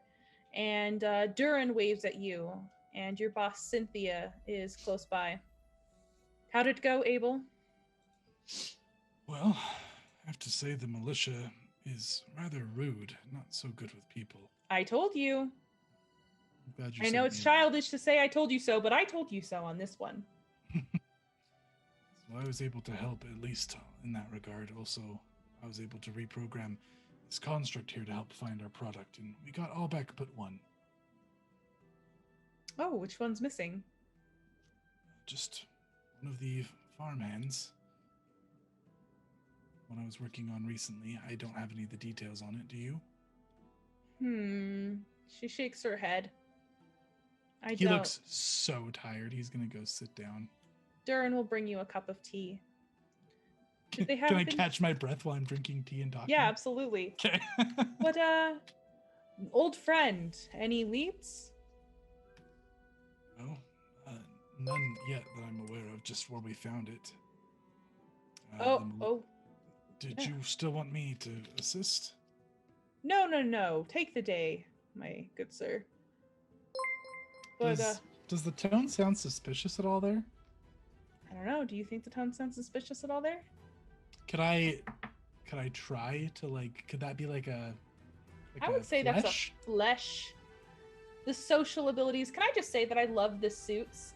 The suits of heart is a flesh, like what beats in your chest means you're still alive, right? That's the social abilities. And then diamonds represent steel. So like abs of steel, muscles of steel, that's your body abilities. And then it's super cool. Steam is like your mental abilities because that's like the energy that's all built up inside of you. And then the gear is like your special stuff, which is like what you're made to do. It's so cool. Yeah, that's awesome. I like it. I just drew a really bad hand, but yeah, I'll do a heart. Sure. I'll do a flesh. I'm gonna say that you are at risk of getting injury to your flesh, which would be trauma, which it's just role trauma. play. Okay. Yeah, it's just role play for the first trauma. He was gonna get straight up attacked. He might offend you. Sorry. I was like, oh no. Is this empathy? Like, am I trained in this? If I'm trained in empathy? Yeah, I would say so. This is your old friend. I don't want to spend 2 cards on this, so I'm just gonna do an ace of hearts, and I'll get 1 success, and I'll keep the consequence. Okay. So you do think that there's something weird in what he's asking.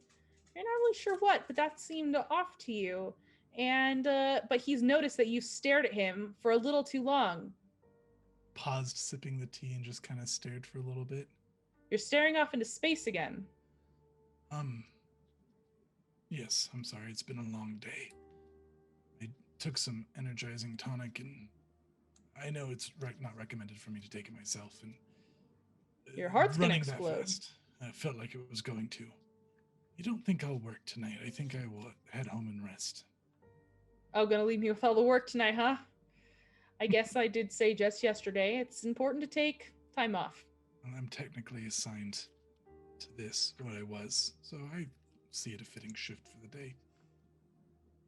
Okay. Everything all right? Aside from running till my heart almost burst, yes. I'm too old for this kind of work. I don't know why this all had to happen. It's never too... Well, you know, if you needed to retire, we would understand. I like the work I do here. This isn't the typical work I do here, though, is it? That's fair. Well, don't feel like you have to put your all into it. If you take care of yourself first. I'll keep my primary work as my focus, don't you worry. Good night, old friend. Good night, old friend. He's gonna leave. Okay. And he's gonna go back to the militia person. Okay. Yeah, you guys have been waiting on your paperwork. It was supposed to be here earlier, but it was late, and it is arriving just as Abel is arriving. Because plot armor. Good answer. Great answer. Okay, Abel shows up, and right next to him is the intern with the papers. What was the intern's name? I don't think we named the intern.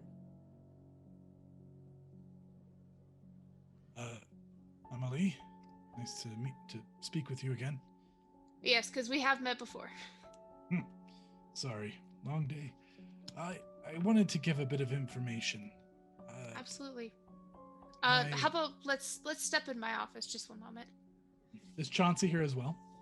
Mm-hmm. Before Amelie goes into the office, she's gonna speak to the intern. We'll call her Mary. Okay. Mary, is that the paperwork I requested? It's Maria. Oh my goodness. And they'll hand over the paperwork. Thank you, Maria. I'm so sorry. I expect that kind of thing from Derek, but she'll turn on her heel and stalk away. Amy, I am detecting a hostile tone from Maria. So am I.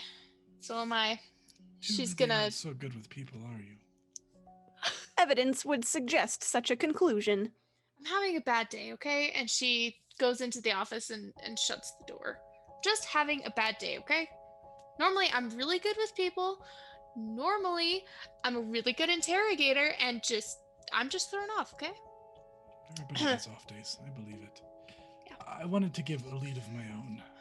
When I Absolutely. returned the constructs, my coworker, Durin, the one who was at the explosion at the time it happened, he seemed, I don't know, something seemed off.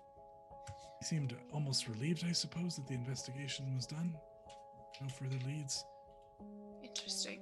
The investigation is far from over. We have not yet reached its conclusion. That is an excellent observation, Chauncey. What was your coworker's name? Durin. Durin. I'm Okay. no longer officially assigned to follow you, though I will keep in touch in case I can do anything further. Yes, whatever you do, though, please do not pursue Durin. I would heavily regret it if you came to any harm. Oh, I won't. Don't worry. Chauncey, Mm-hmm. I would like you to. You have something that's like tickling the back of your mind, but you feel like you're just about to forget it. Would you make me a mental check, Steam, of what's the word I'm looking for here? Steam. Recollection? Yes, recollection. Thank you. Okay. This is a reaction, right? Yep. Okay. I will just use my Ace of Clubs then. Perfect. Not take that consequence of forgetting whatever. Yeah. So you recall that Durin is a name that you saw today. That I saw today? Yeah, on a list that you looked at. Oh. Eureka! I know that name. Durin. Oh? This is fascinating. And I'll pull out my Palm Pilot and start whizzing through again. Handy dandy, can you believe this? And Believe I'll what? stop the Palm Pilot. Yes, of course. I should have seen it all along. And Seen what? he's going to continue talking to himself like this without telling you guys what it is he's found. He'll just jump straight into like hypothesizing and like perhaps maybe he's connected somehow and and yes in this other and maybe if we went there and we questioned but we wouldn't want to give ourselves away.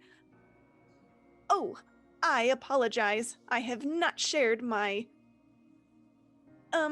breakthrough. That And is correct. He'll show the Palm Pilot. Durin is on the list of those few people I am aware of who has access to C4. Well, Durin, what have you gotten yourself into? looks like our list of C4. suspects has gone to the neighbors. Now, Durin. Looks like Durin's about to have a bad day. He's a good man. He must have some sort of reason for it. Please don't use any sort of excessive force or the like. I'm sure he'll answer questions peacefully. I know he will.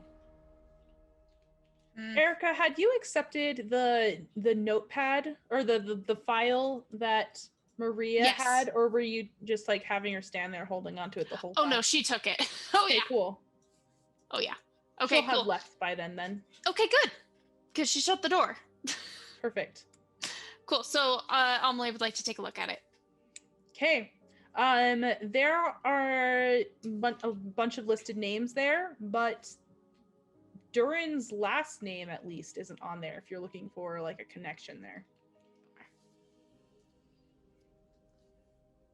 Oh, did you say isn't? Is not. Okay, cool. I want to make sure you heard that right. Was there any information on who that missing conduit is? Yeah, there is a name on there by the name of Ida Bianchi.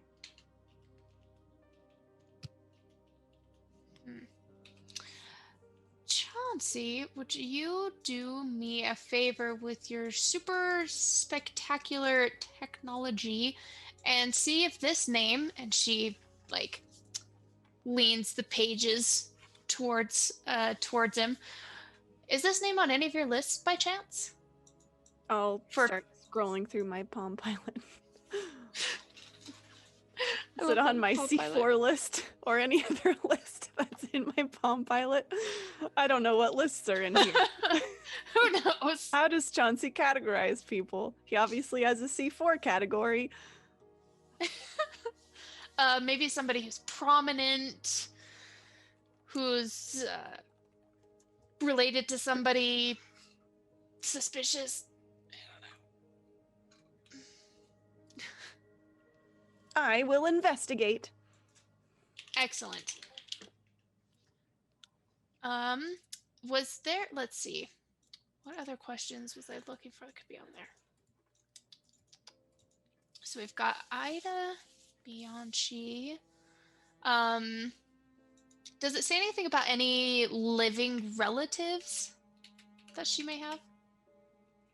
On your paperwork that you have? Yeah. So you can look through paperwork. It looks like she does have some living family. There's Joya, who lives not too far from here. Do they live in a farmhouse by chance? They do not live in a farmhouse. Bummer. Abel, I have a query. Yes, what can I help you with?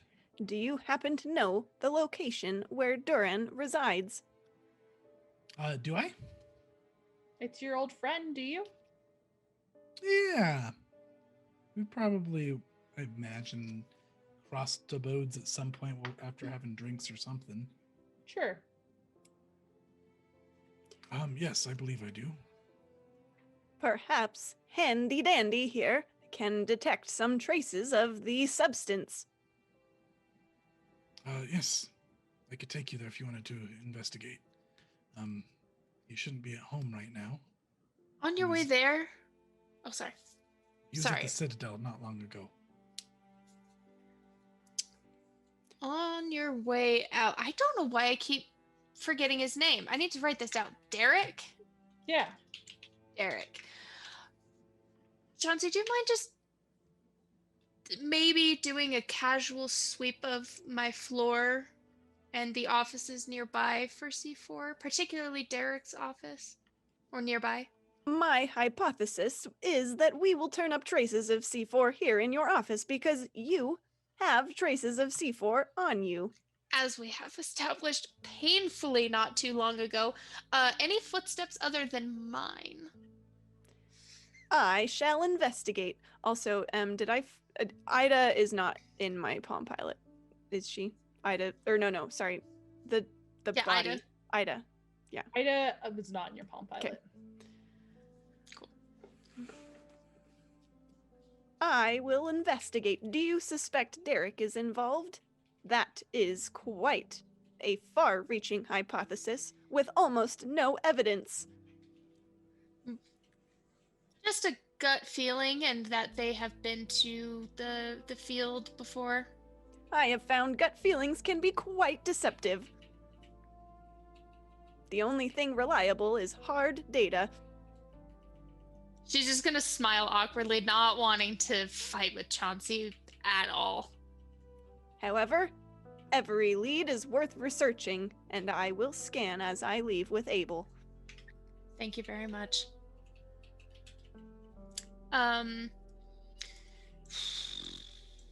I think I'm going to have Amelie submit some more kind of research regarding Ida, kind of just in general who she is and why she might be important. Mm-hmm. And at the same time, she would like to order flowers and send them to Maria with a little apology card. Okay, wonderful. Do you call Maria to order flowers for Maria? Maria, No, that's a real Derek order move. these flowers. I'm not Derek. But no, she'll call on them herself. Okay.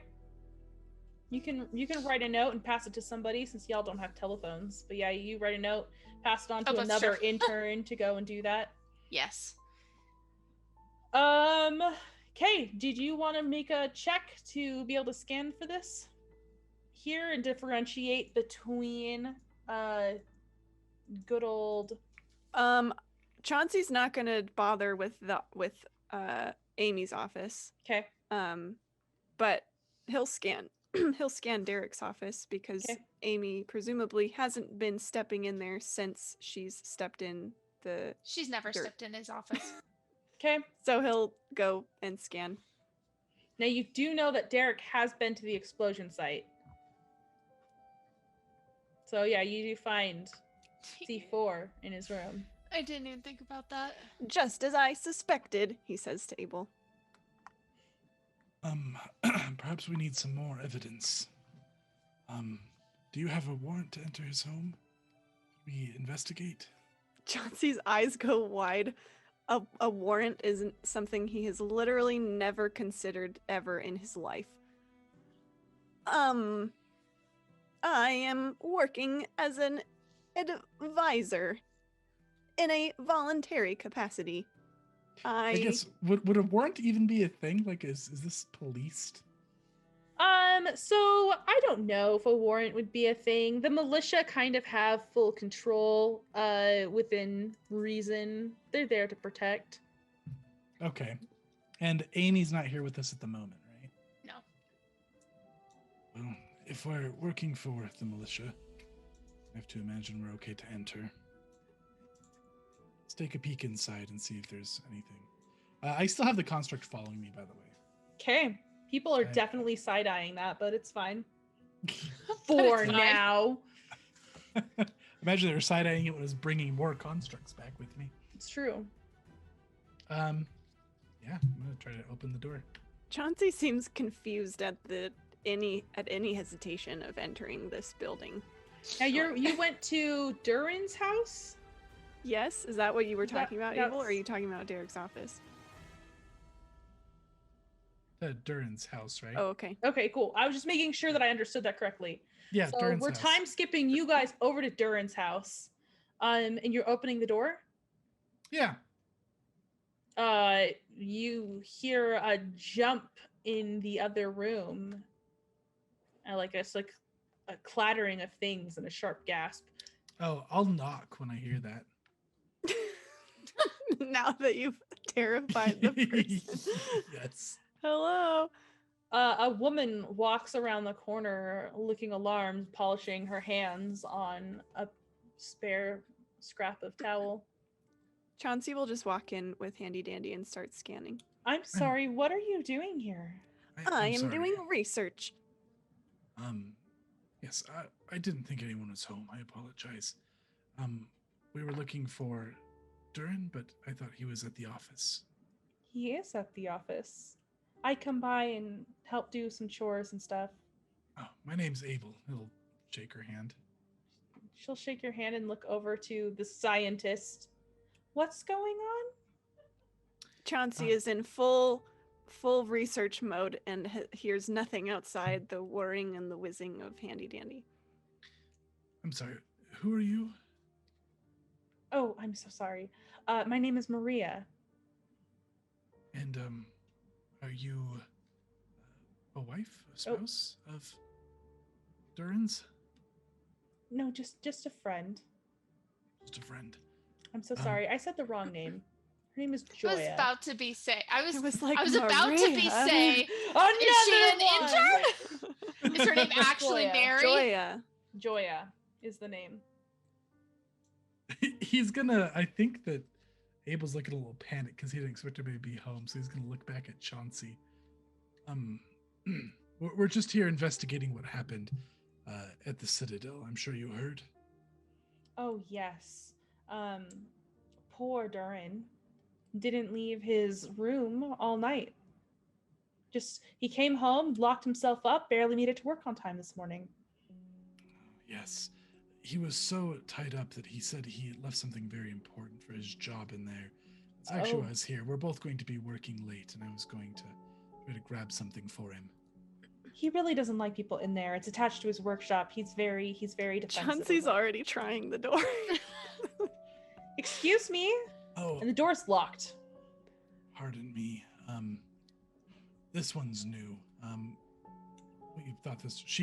He thought this was just kind of a home office. So, But he did send me here to grab a tool for him. so you're here with the militia. Is that, or no, you're just here as Durin's friend? Yes, I'm here as Durin's friend, grabbing him something for the office. This one, Chauncey here, is here with the militia and also interning with the Citadel. Why don't you tell me what you need and I'll go grab it for you? He very much requested that I specifically handle it. It's a dangerous tool. I have encountered an obstacle in my research. He cannot unlock the door. And he looks around Abel. He's gonna sigh at Chauncey and then just smile. This one's a little odd. I apologize. Yes, I would be more comfortable if they waited outside. Chauncey, would you mind just waiting outside the front door? I'll make sure to obtain the tool that Durin sent us here for. Chauncey will look blankly at Abel and then say, excellent idea, testing out the remote capabilities of Handy Dandy. And he'll pat Handy Dandy and then walk out, leaving Handy Dandy behind. Abel's gonna watch Chauncey and Handy Dandy, or watch Chauncey leave and then kind of shrug. Old tech, it's in testing. Anyways, no, it is quite a dangerous tool, and it was specifically asked that I handle it. It's a dangerous tool? Yes, when used on constructs. Are you familiar with crafting constructs? I mean, I've been friends with Durin for years. Can't be more dangerous than a kitchen knife. Absolutely can be. Oh. How so?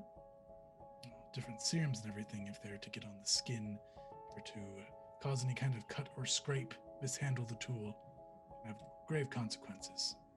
I'm trying to lie, obviously. Do you want me to, can I drop some hearts on this? Yeah, drop some hearts on this. Okay. Is there any consequences I need to deal with? She might kick you out. Might kick me out. Like, if she thinks if she catches that you're lying, she's gonna want you to leave. Okay. So I'm gonna drop a whopping, well, let's see. Am I even good at this? Am I even good at this? Is there a specific, so I don't know. My trained skills are handling empathy, eye hand perception. So I'm probably not trained in bluffing. You're probably not trained. Because there's manipulation, which would probably be that. Yeah. Okay. Well, I mean, reasoning. So I'm not sure this works. I'm trying to succeed at lying. So I mean, I will drop a 6. Or I guess I'll drop a 2 of hearts to get a success, and I can't drop a second because, well, you can push. I could push. Okay, so this is what I'm gonna do. I'm gonna drop a 6 of hearts, and then I'm gonna push it. Push it real good. Which is a 3, so that puts me to a 9 plus a heart, so that's 2 successes. Now tell me about this 3. What suit is it? Okay, so the 3 is in spades, which is actually kind of fitting because I'm lying about the construct crafting. Dang. So I'm gonna start dropping a whole bunch of big words to try to kind of lose her and make her like to sound really legit and lose her attention. Her eyes start to glaze over. Okay. I mean, I've talked to Durin, but we've never talked like that. Go ahead. She'll pull a key, she'll stand up on her tiptoes and run her fingers along the door jamb at the top and pull down a key and unlock the door. Handy Dandy is definitely following Abel. This here is going to help handle the dangerous tool as well. That's part of it. And as you can tell, he may not talk like this, but I have a few years on him, and he'll gesture to himself and kind of chuckle, trying to keep the mood light. He'll go in there and take a peek around. Okay, Joya will go back to the kitchen where she was cleaning before, and you walk in this room, and at first it looks like a pretty plain bedroom. It's just a simple bed with a striped comforter and a dresser with a couple of pictures up. And then there's a half wall separating it, and you can walk around the edge, and behind there is a craft room. There is a flat table, and there's a sheet over it there's some sort of big lump on it, and then the walls are lined with tools and workbenches and all of the fancy gear that you babbled on so perfectly about. You hear a whispered voice come from Handy Dandy. Test 1, 2, 3. Test 1, 2, 3. You probably have no idea how to activate back to it. He's gonna kind of jump and look at it. Just the glasses and look really close. Look for a button or something. I don't understand how to use this. Is there any sort of window to this room? There's An outside window. Okay. Nope, no window. Can But Chuck- there is a weird smell in here, Chase. Weird smell. Uh-oh. I want to go, obviously, investigate the big clothed lump in the room, because why not? Yeah. Can Handy Dandy also start scanning the room while Abel's doing this? So your hand is on the sheet. It's soft. It's whiter than any sheet you've probably seen in a long time. And as you start to draw it back, we're going to flip over to Annalise. What's she doing, Annalise? Emily. I don't know why I keep doing that. I'm sorry. I don't either, but it's okay. So she's been trying to do research on Ida, going through as many filing cabinets as she can to see if there's any sort of reason why Miss Bianchi would be special. Okay. You're going through, and Ida is not special. She just seems to be like a normal person. She died far too young. She's about 16 years old, doesn't have many connections. You know, you were linked to her mother, Joya. And yeah, she worked at a food stall. She sold some stuff from farmers. But Sorry, go ahead. But her mother was just a cleaner, and she would, between working with the produce stand and working with her mother, she didn't have a whole lot. Excellent. Amelie is gonna go and talk to the mother. Okay. So you're heading out, and you're heading over there, and when you get to that apartment, no one answers the door. Did the file say where the mother was a cleaner at? Yeah, there was like an office building where like they like assign people out to go to different places. Is it nearby? So like if nobody answers it's within the door, walking distance. Okay, cool. So since nobody answered the door, she's gonna kind of rasp a few times, and then go over to her place of work. Okay. Yeah, you walk in, and this is like a place where there's like bright checkered aprons. Everyone, like, it smells of clean laundry when you step through this door. There's a counter where a woman is reading a book, and she pops up as you enter. Are you looking to hire someone? Not today, unfortunately. I do have a question. Does someone named Joya Bianchi work here? Oh, yes, of course. Is she by chance on duty at the moment? Who's asking? Oh, my name is Amelie. I'm with the militia. There was an ongoing investigation, and I think she could be of much help. There's nothing wrong. She has done nothing wrong. I just think she may have some information that may help me. Yes, she is on a job. It looks like she pulls out a clipboard and runs her finger down a bunch of handwritten tallies. She should be at Mr. Duran's place today. Why did I not put that together? Either way, Duran. She takes a look at her notebook and goes, "Oh, excellent. That is exactly what I was looking for. Do you by chance have an address for Duran's place?" Yeah, she'll write it down on a scrap of paper and pass it over to you. And as you hit the streets and you start heading that way, you suddenly realize that Tweedledee and Tweedledum have not been on your heels this whole time. And you know that Tweedledum is good friends with Duran. And you start to pick up speed and run that direction. And we're going to flash back over to the other ones. So you guys, you pull back this sheet to indeed reveal the girl you had been working on. There are coverings over her eyes to make her look at peace.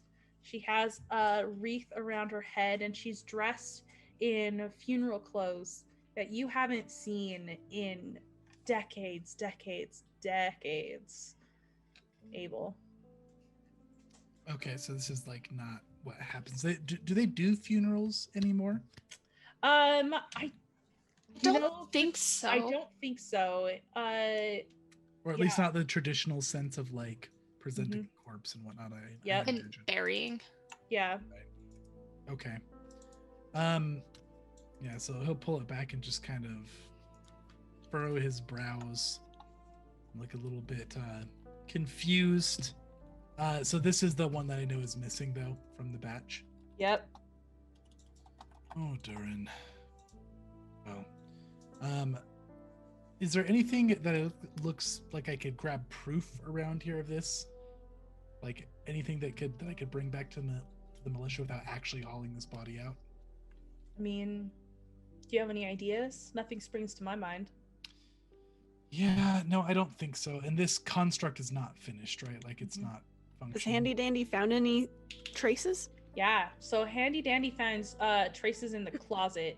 It doesn't look like it's spattered particle when it scans over. It's like there's like a rectangle where a box might have once stood. So Handy Dandy will like tap against the closet for you, Abel. Okay. Yeah, Abel will open that up and take a peek as well. Yep, there are it looks like there's a spot on the floor that's free of dust. And if Chansey's waiting out in the hallway, like watching this at all, do you watch or do you just hear? Chauncey, I did distance communication, so so Abel can, I think he can hear. Okay. If Abel talks, he can hear. Okay. And Chauncey will, seeing that Abel doesn't understand how this works, he'll say, Abel, if you can hear me, and if this system is working properly, which it should, you can respond vocally and I will hear you. Is there a window anywhere in this room? No, I already asked. Okay, there's no window in the room. Yeah, he'll kind of whisper right up next to Handy Dandy. I found the missing construct. It's here. I'm trying to decide what to do about it. Thinking maybe we just leave it to the militia?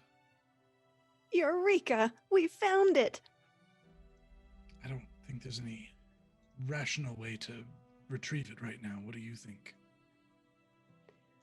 What is the objective? I suppose we could just say we're taking it for the militia. I could accuse her of Durin being a thief, and I could take it out. Is the objective to retrieve the construct? Well, it is stolen property. Is Amelie there yet? Amelie's not quite there yet, almost. Okay. I do have a voluntary badge on behalf of the militia. Very good. I'll just bring the construct out there, and we'll tell her that we're taking it. Abel's gonna try to lug this construct over his shoulder. Don't you have your construct with you?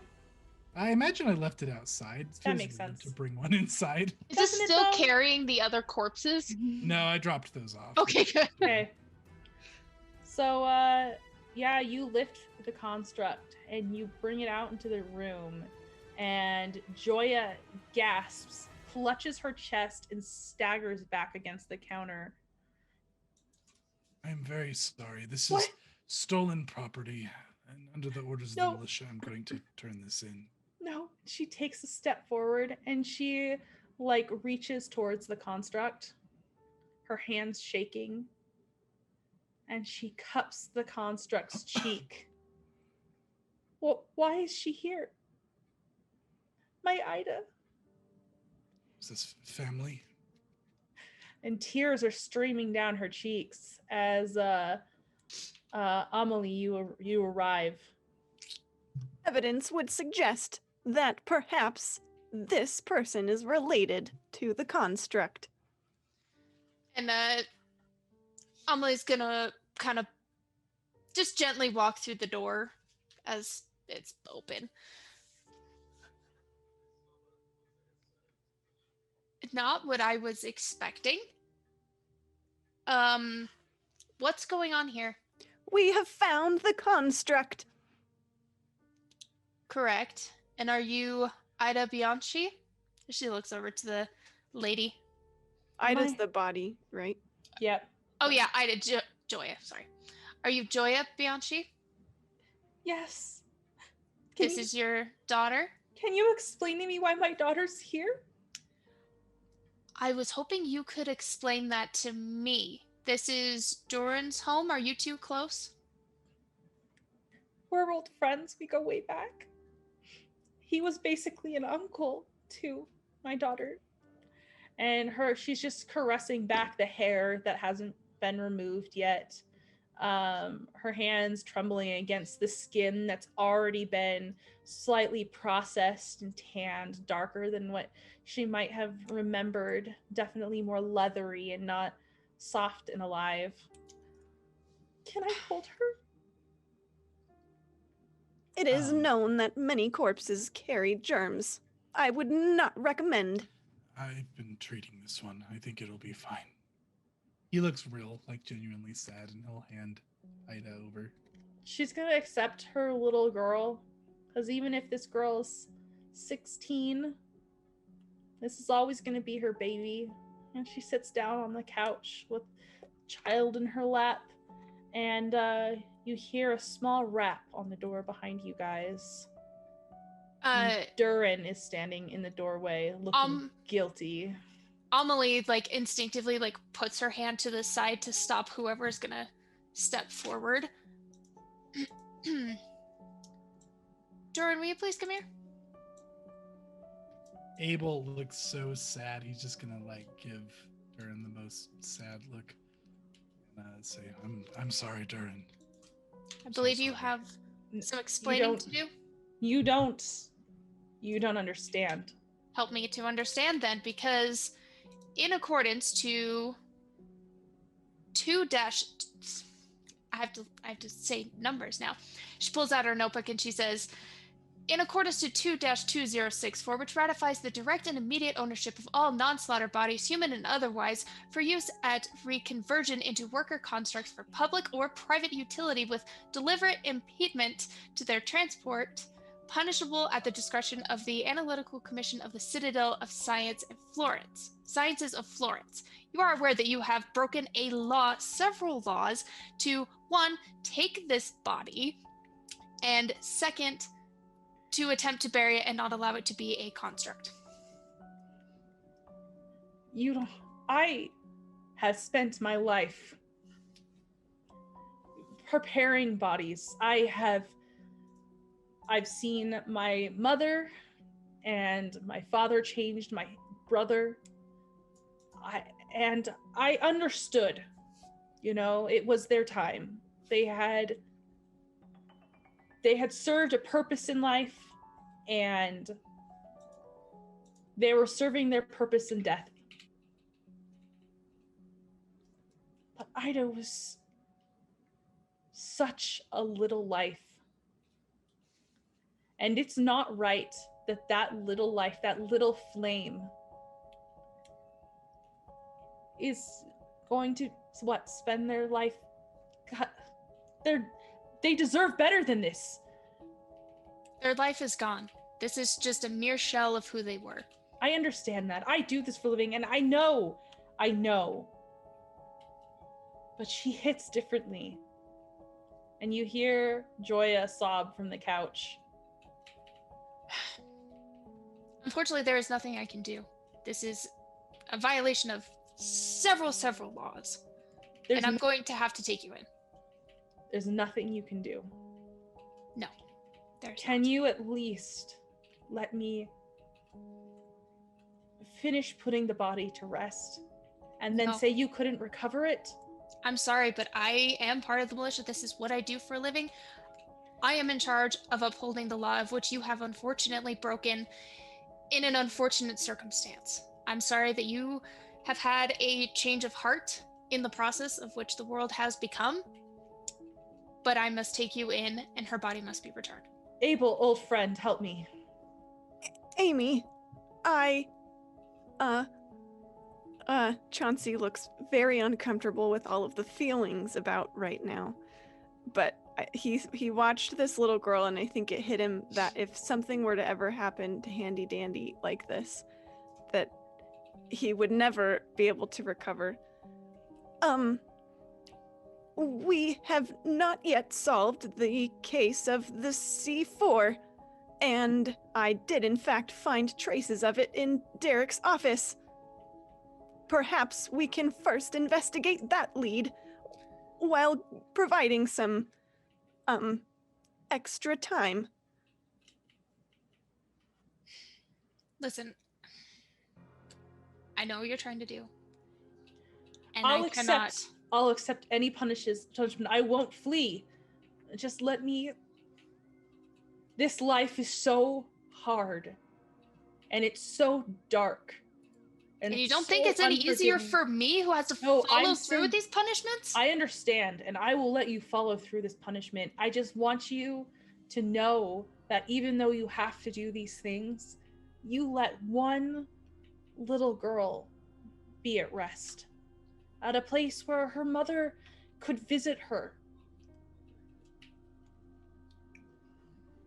If I couldn't do this to my own daughter's body, I cannot let you do it to yours. Or even someone close to you. I must uphold the law as it is stated, and this will have to be processed. Abel's gonna nod. I brought a construct here to help carry it. Thank you, Abel. Amy. He's gonna go bring the construct in. He's gonna start fidgeting with it. Just need to make sure it's not going to be turning on anyone. I want to try to reprogram it to grab Amy and restrain Amy. Oh! Excuse me? I have to push to do it. Okay. Because I only have 5 right now. I wish I could help. Because I was also thinking, like, there's got to be a distraction. What can I do? I'm trained in readiness. Could I technically be prepared for anything to happen? Let me look up readiness. I will also look it up as well. Oops, not interrogation, readiness. That was so unexpected. My hand is shaking. Detect hidden threats and react instantly to the unexpected. So, if you end up needing to, we can do. Yeah. Let's see here. Because I feel like this is going to be a reaction to what he's doing, and you're going to use readiness to react. I know there's rules for player versus. There's combat. Yeah, combat between. But like, I didn't read it because I was like, that's not going to happen. You know what? Honestly, I didn't look what she did to me. Look what you did to me. I never thought I would fight Chase. Combat between two player characters. It's very short. Let me just read it real quick. If 2 or more PCs engage in combat with each other, each character player will make an appropriate play. The successes of the player or the sum of the successes of the coalition who makes the highest play will be subtracted from those of the players. Oh my gosh. Basically, the person who gets the highest subtracts from the person who gets the lowest. Okay. And the remainder will be allocated by the player of according to the action table for the fight. How rested is Abel right now? Not very. Oh, I thought you rested. I did, and then I had to like use all of my wits to break into this house. Oh, that's right. Okay. Okay, so I'm pushing the limits, and I did get. I have 1 success total. Okay, so there's it does refer to the coalition, as in there could be multiple. There could be multiple, so that could include you as well if you want to be part of this distraction. And hear me out. I don't actually think that I'm doing anything against Abel or against Amy, because I think all I'm doing is rerouting the construct. Does that then make the construct a challenge for Amy? Because I'm just rerouting it to say, like, restrain. That's interesting, because then she has to react to the construct, not you programming the construct. Yeah. True. Okay. Because I don't know if there's a consequence for me programming it. It can hit me with its hoe if it need be. Yeah, it might not attack the right person. So you have one thing. So yeah, I'm gonna say that you succeed. Okay. And it's reprogrammed, and it's gonna. I'm all out of juice now. I'm in the dark. Do I need a specific suit? So, yes, you will, depending on what you want to do. Whatever, whatever's clubs and spades. Clubs and spades. Let's see. This is So, steel, probably? yeah, this would be diamonds. Hold on, I'm gonna push it. Push it real good. Oh boy. I don't think you need the suit though. I think what happens is like you can make the number 8 out of any of your cards, but a suit is like 1 success automatically. If it's the matching suit. That's how I understand it anyways. Because I pulled to push just instinctively. It was a 2 of diamonds, which is fine. But I have what do aces count as? 1. Ones. Okay, I wanted to double check. Yeah, that's not fine. But I do have a 7, and I could make 9 with that too. Would be a success. Yeah, let's go ahead and do that. This feels dire. Let's use the Okay. 7. So this thing is coming at you right now, right? So Yep. do you want to be acting as it like pivots towards you before it makes its attack? Or are you reacting to it attacking? Actually, that's a really good question. I think she would see it attacking and kind of dodge and try to apprehend. Okay. So it's coming at you with like an attack, right? It's trying to grab onto you. Mhm. So you need to react to that. So basically you're going to be grabbed. Okay. So Abel's you're gonna be probably not very well, but like, oh goodness. And he's gonna give like Durin a very like knowing look, like, go. Oh, okay. Okay. I need more successes. Right. Let's see. Okay, I have a 5 and a 4, so that makes another 9. 5 and a 4. Success. Okay. Yeah, that's 9 this time. Okay. Not 8. Okay. So you have a success to avoid it. So basically your actions right now are success, persistence, accuracy, extension, and cancellation, because they change when it's for combat. So you're looking like you want to like just avoid this. So, or you're trying to hit it back. No, she doesn't want to hit it back. She Okay. doesn't want to hurt herself. Or So you successfully avoid this thing, and so it's the cancellation. It doesn't get you. Okay. She's gonna look at Abel and oof. She has got this fiery sadness in her eyes. She felt betrayed, whether he did this on accident or not. He's just looking at the ground now, like not making eye contact. Sad puppy. Tori, what would you like to do? I think can I I think I want to just like activate everything Handy Dandy can do all at once. Okay, what's that? I want to do everything. He's got his scanning, he's got his music, his speaker. Like obviously it can fly, it can grab stuff. Basically like a car with like everything happening at once, you know, like a distraction. Yes, exactly. I just want there to be chaos in the room. Okay, what's the song that's blaring? What was the it was the one that I guess the last time you said, deleted his playlist. Yeah, but that was the workshop playlist. True. We still have. So you still have Camp Down Races? Yeah, that's one. That's the one. You suddenly have Camp Down Races blaring. It's blaring, yeah. And it's gonna just like start grabbing stuff and like tossing it at Amy. Not like, once again, not really trying to hurt her, just trying to give something that she has to deal with. And Chauncey looks again at the mother with her daughter and Durin and says, "Evidence suggests it is time to run." I guess I can do things. I can pull Yeah. cards for this. I'm gonna say, yeah, this is probably gonna be like an accuracy type thing to like blind her or startle her in place. Oh, okay. Not a specific skill. This is the combat stuff. This is gonna be the combat stuff. Okay. Except for this one right here. Yes. So, am I only adding up to 8? Do the suits not matter? Oh, good question. So I think that this still falls under a suit to do this, but I'm not 100% sure which one goes where. Do you know, Chase?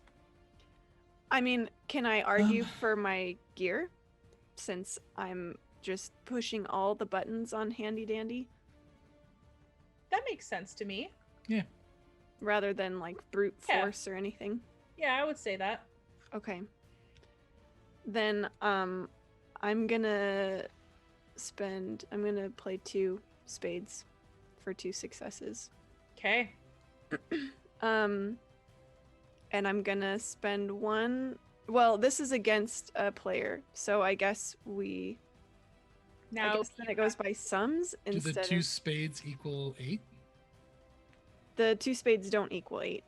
Okay. So now, But I could do well, I guess that'd be 2 also. Never mind. I believe that Erica now goes with her reaction, and then the sum of your guys' cards is going to make up the difference. Is that right? I think so. Okay. That sounds right. Look at us testing all the rules. We're testing all of the rules. You might want to get a consequence ready because I only have an ace left and I have already used my 7. So I think I'm going to fail this either way, even if I push. Okay. You can only push if you have a card in hand to discard. So if you only have one Oh, that's right. you can only play that. So it's not going to be a consequence. Just they're going to be able to like do their thing where they blind you in place for a second. So Cool. you're going to lose your action next turn. Pushing wipes out your hands so fast. That's why I'm out of cards. Technically, the remainder, the difference, is allocated according to the action table. So so you just have an ace, Erica. Mm-hmm. So that's 1, and I have 6. Yep. Which would be 5. So you get to pick 5 things. What do you want to have happen? Oh boy. I think this is a little bit out of Chauncey's control too. Like I think this is maybe more than he was. The difference is just in successes, right? Like the number of successes. The sum of oh yeah, you're right. Sorry, the sum was confusing me. So it's just 1. Yeah. Okay. I was like, that seems like a lot. Yeah. Okay, that makes a lot more sense. You would have killed Amelie. Yes, I was like, wow. Yeah. Okay, then I will just do the accuracy. I'll do blinded. I'll Handy Dandy will pick up a bag of flour and just hurl it at Amy. And I think it, rather than it just like hitting her and hurting, because that would kind of hurt to get hit. Yeah, like the clawed hand of Handy Dandy kind of tears the bag as it hefts it, and it just like blows flour all up in Amy's face. Hey, you've got flour all over you. And Durin races forward and grabs Ida, kisses Ray on the forehead, and starts to flee.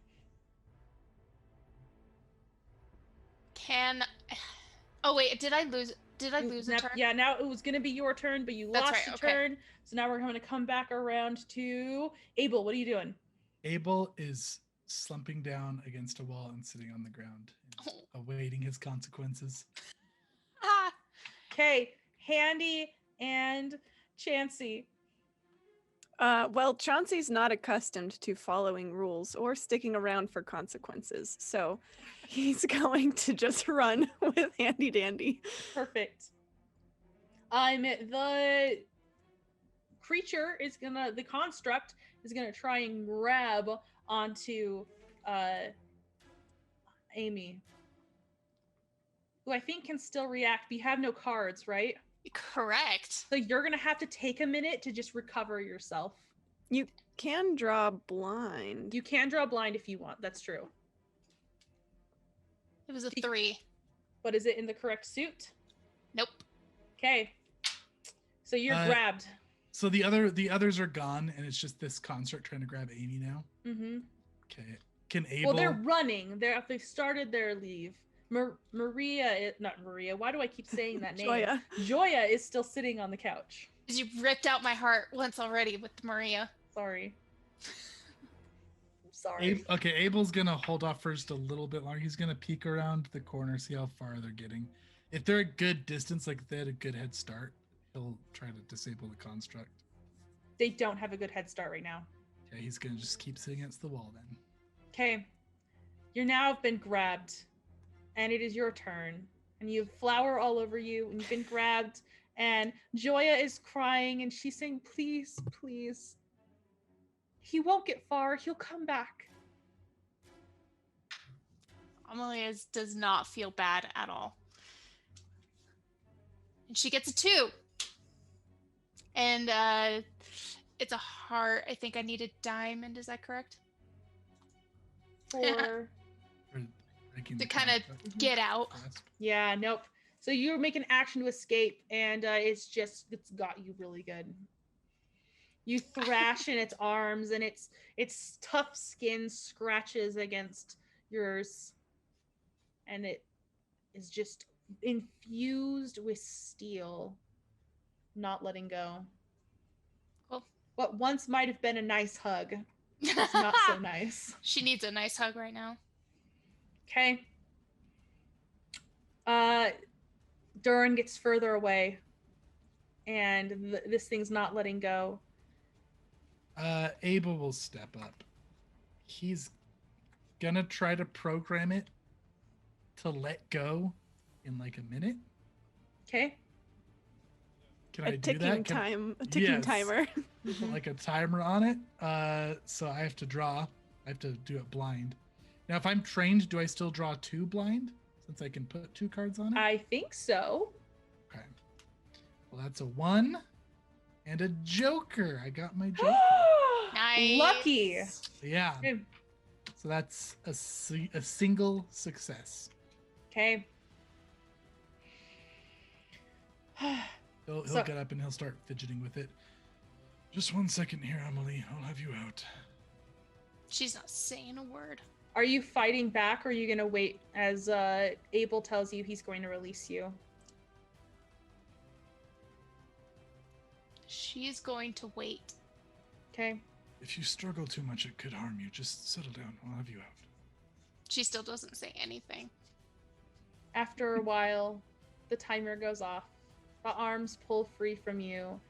And as you stand, you see that Joya is sort of reflexively going around her business, sweeping up the flour that is everywhere like snow. And tears drip off of her chin.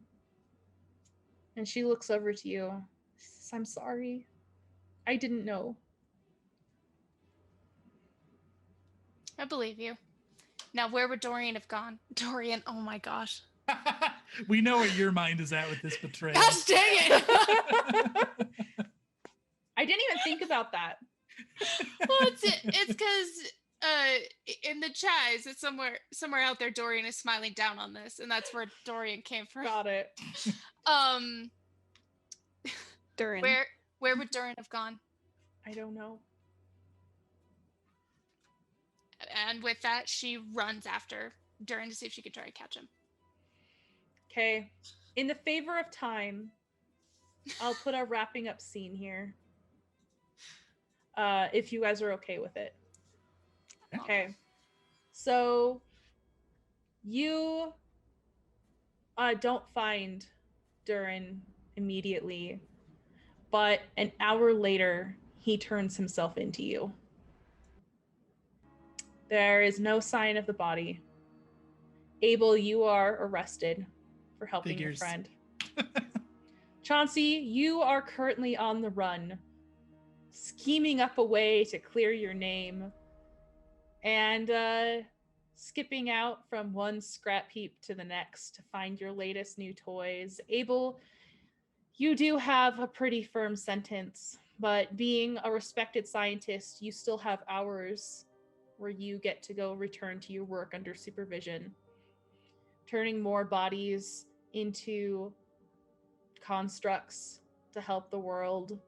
But you know that you at least saved one. Amy, they weren't too upset with you. They were glad that you figured it out, even if one construct got away. On further research, you discover that Durin was indeed on that list that Chauncey had talked about. And when you go and question the farmers, the neighbors that the farmers had spoken about, you find out that they'd been hired to retrieve this body and make it look like outsiders. Your case comes to a close as you sit with a drink at your desk. Derek pops by, and he's not annoying as normal. He's quiet, just sets a new pack of beer down on your desk, wraps the desk with a couple of knuckles. It's okay, you know. Kind of just sits there and nods as she takes another swig of her drink. You did your job. That's all any of us try to do here, is get through every single day. Well, let's hope you can clean up the cases that I gave you. I'll do my best. And he'll leave. Within the walls, you can hear the low click and grind of mechanisms, doing everything from turning clocks to powering the water that runs through, to powering the heat from gas burners. Everything turns and chimes on its time, endlessly forward towards the future. And how do you feel that one person is no longer part of this great machine of life? It's a good question. It's strange, but Amelie doesn't. She feels more disappointment that she couldn't get the body. She doesn't understand. It's not fair to you. Yeah. You've lost people. So why should somebody have that reward when she couldn't? Therefore, she will inflict the law where she can because she's not allowed to have that kind of sacrifice or ability. And that is where we'll draw a close on tonight's session. Very Wow. nice. Dang, Emily. Good story. Beautifully done, everyone. Okay. Thank you guys so much. Are you guys feeling okay? Oof, it hit me right in the feels, but It was did. good.